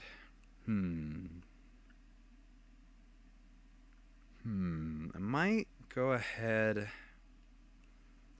was thinking CX2 on the hunt brings in the sacrifice, but everything else is pretty just CX2. I like target secured a bit more, yeah. No, I think I'm okay with that. I'm pretty alright with this placement. Alright. Will that do it? I think so. I think there, I'll zoom in just a little bit more, make sure we got everything here. Um, actually, might have to zoom out just a little bit more. Yeah, there we go. I didn't realize that that was that zoomed in on OBS. My bad. Yes, that brings it to a close. That is the last Bad Batch tier list. My goodness, that was 5 tier lists that we did with this. I mean, yeah, every season got their own, but you know, if you want to do like soundtrack as one big conglomerate, then yeah, technically we did 3.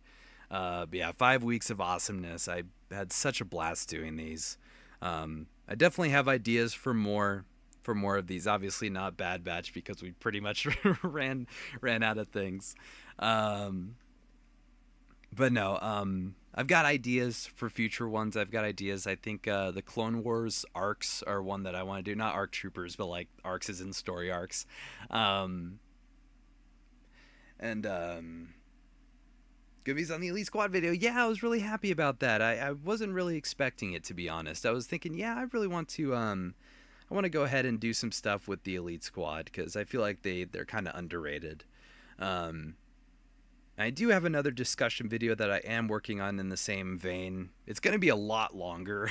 It's I don't think there's any shame in saying it right now. I'm doing like a collective history on the clones and their history in the Empire.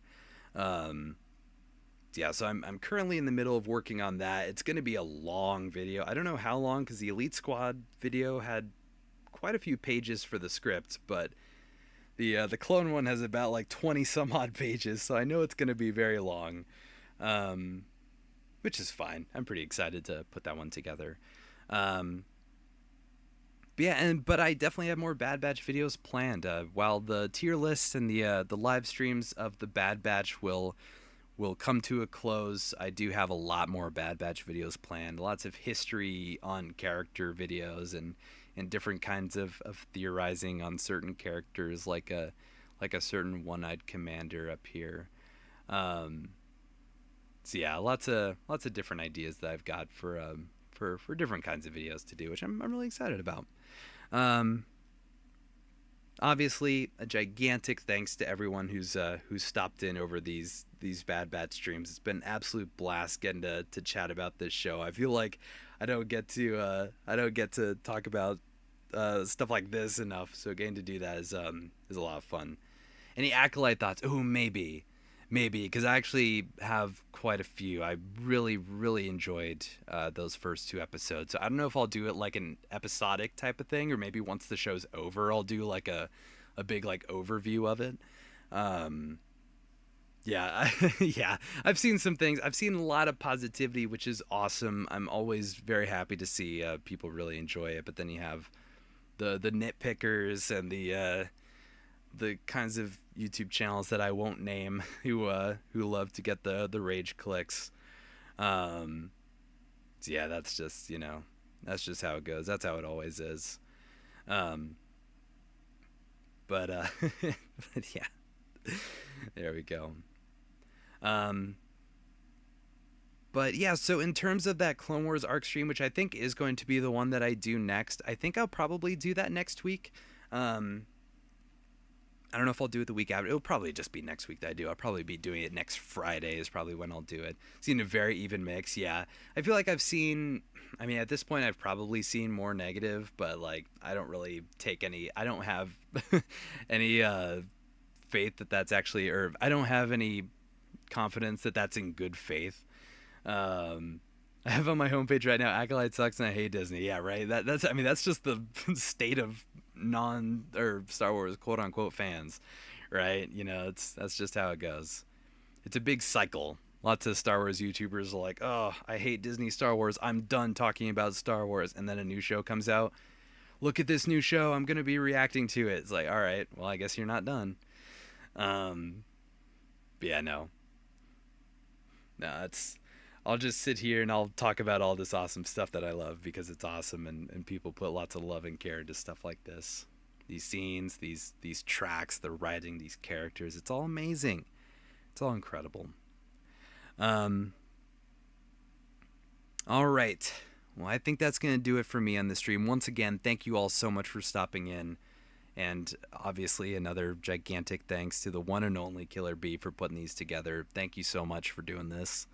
Um, I know over the course of these streams, I'm not great at explaining different terminologies in music production and all sorts of different instruments being used and doing all of that, but I just being passionate about it and being talking about it, I think is worth enough doing stuff like this, just getting to express that. um absolutely yes. And yeah, definitely I will definitely be doing a lot more when it comes to clone related stuff or just Star Wars related stuff, Rebel stuff, all kinds of stuff. It'll be a blast going forward as well. Who knows? We might do more soundtrack stuff for Clone Wars, right? That'll probably be a big one, a 7-week endeavor. Well, actually, if they release all the soundtrack for Clone Wars. Um, all right, but anyway, yeah. Thank you all again so much. Very much looking forward to doing more streams down the line. And yeah, right. I mean, yeah, season 1 and 2 have tracks, but like seasons everything onward, they have tracks that have been released, but not the full soundtrack, which is a bummer. I'm not sure why that is. Very ridiculous. Um, but all right. Take care, everyone. I hope you all have an awesome rest of your day. Whatever day you're watching this VOD or whatever day it is right now. Um, there we go. Thank you so much again. Thank you, and enjoy the VOD. Enjoy the VOD. I hope you enjoy what I say about all these things. All right, everyone. Take care. Stay awesome, and I'll see you next time.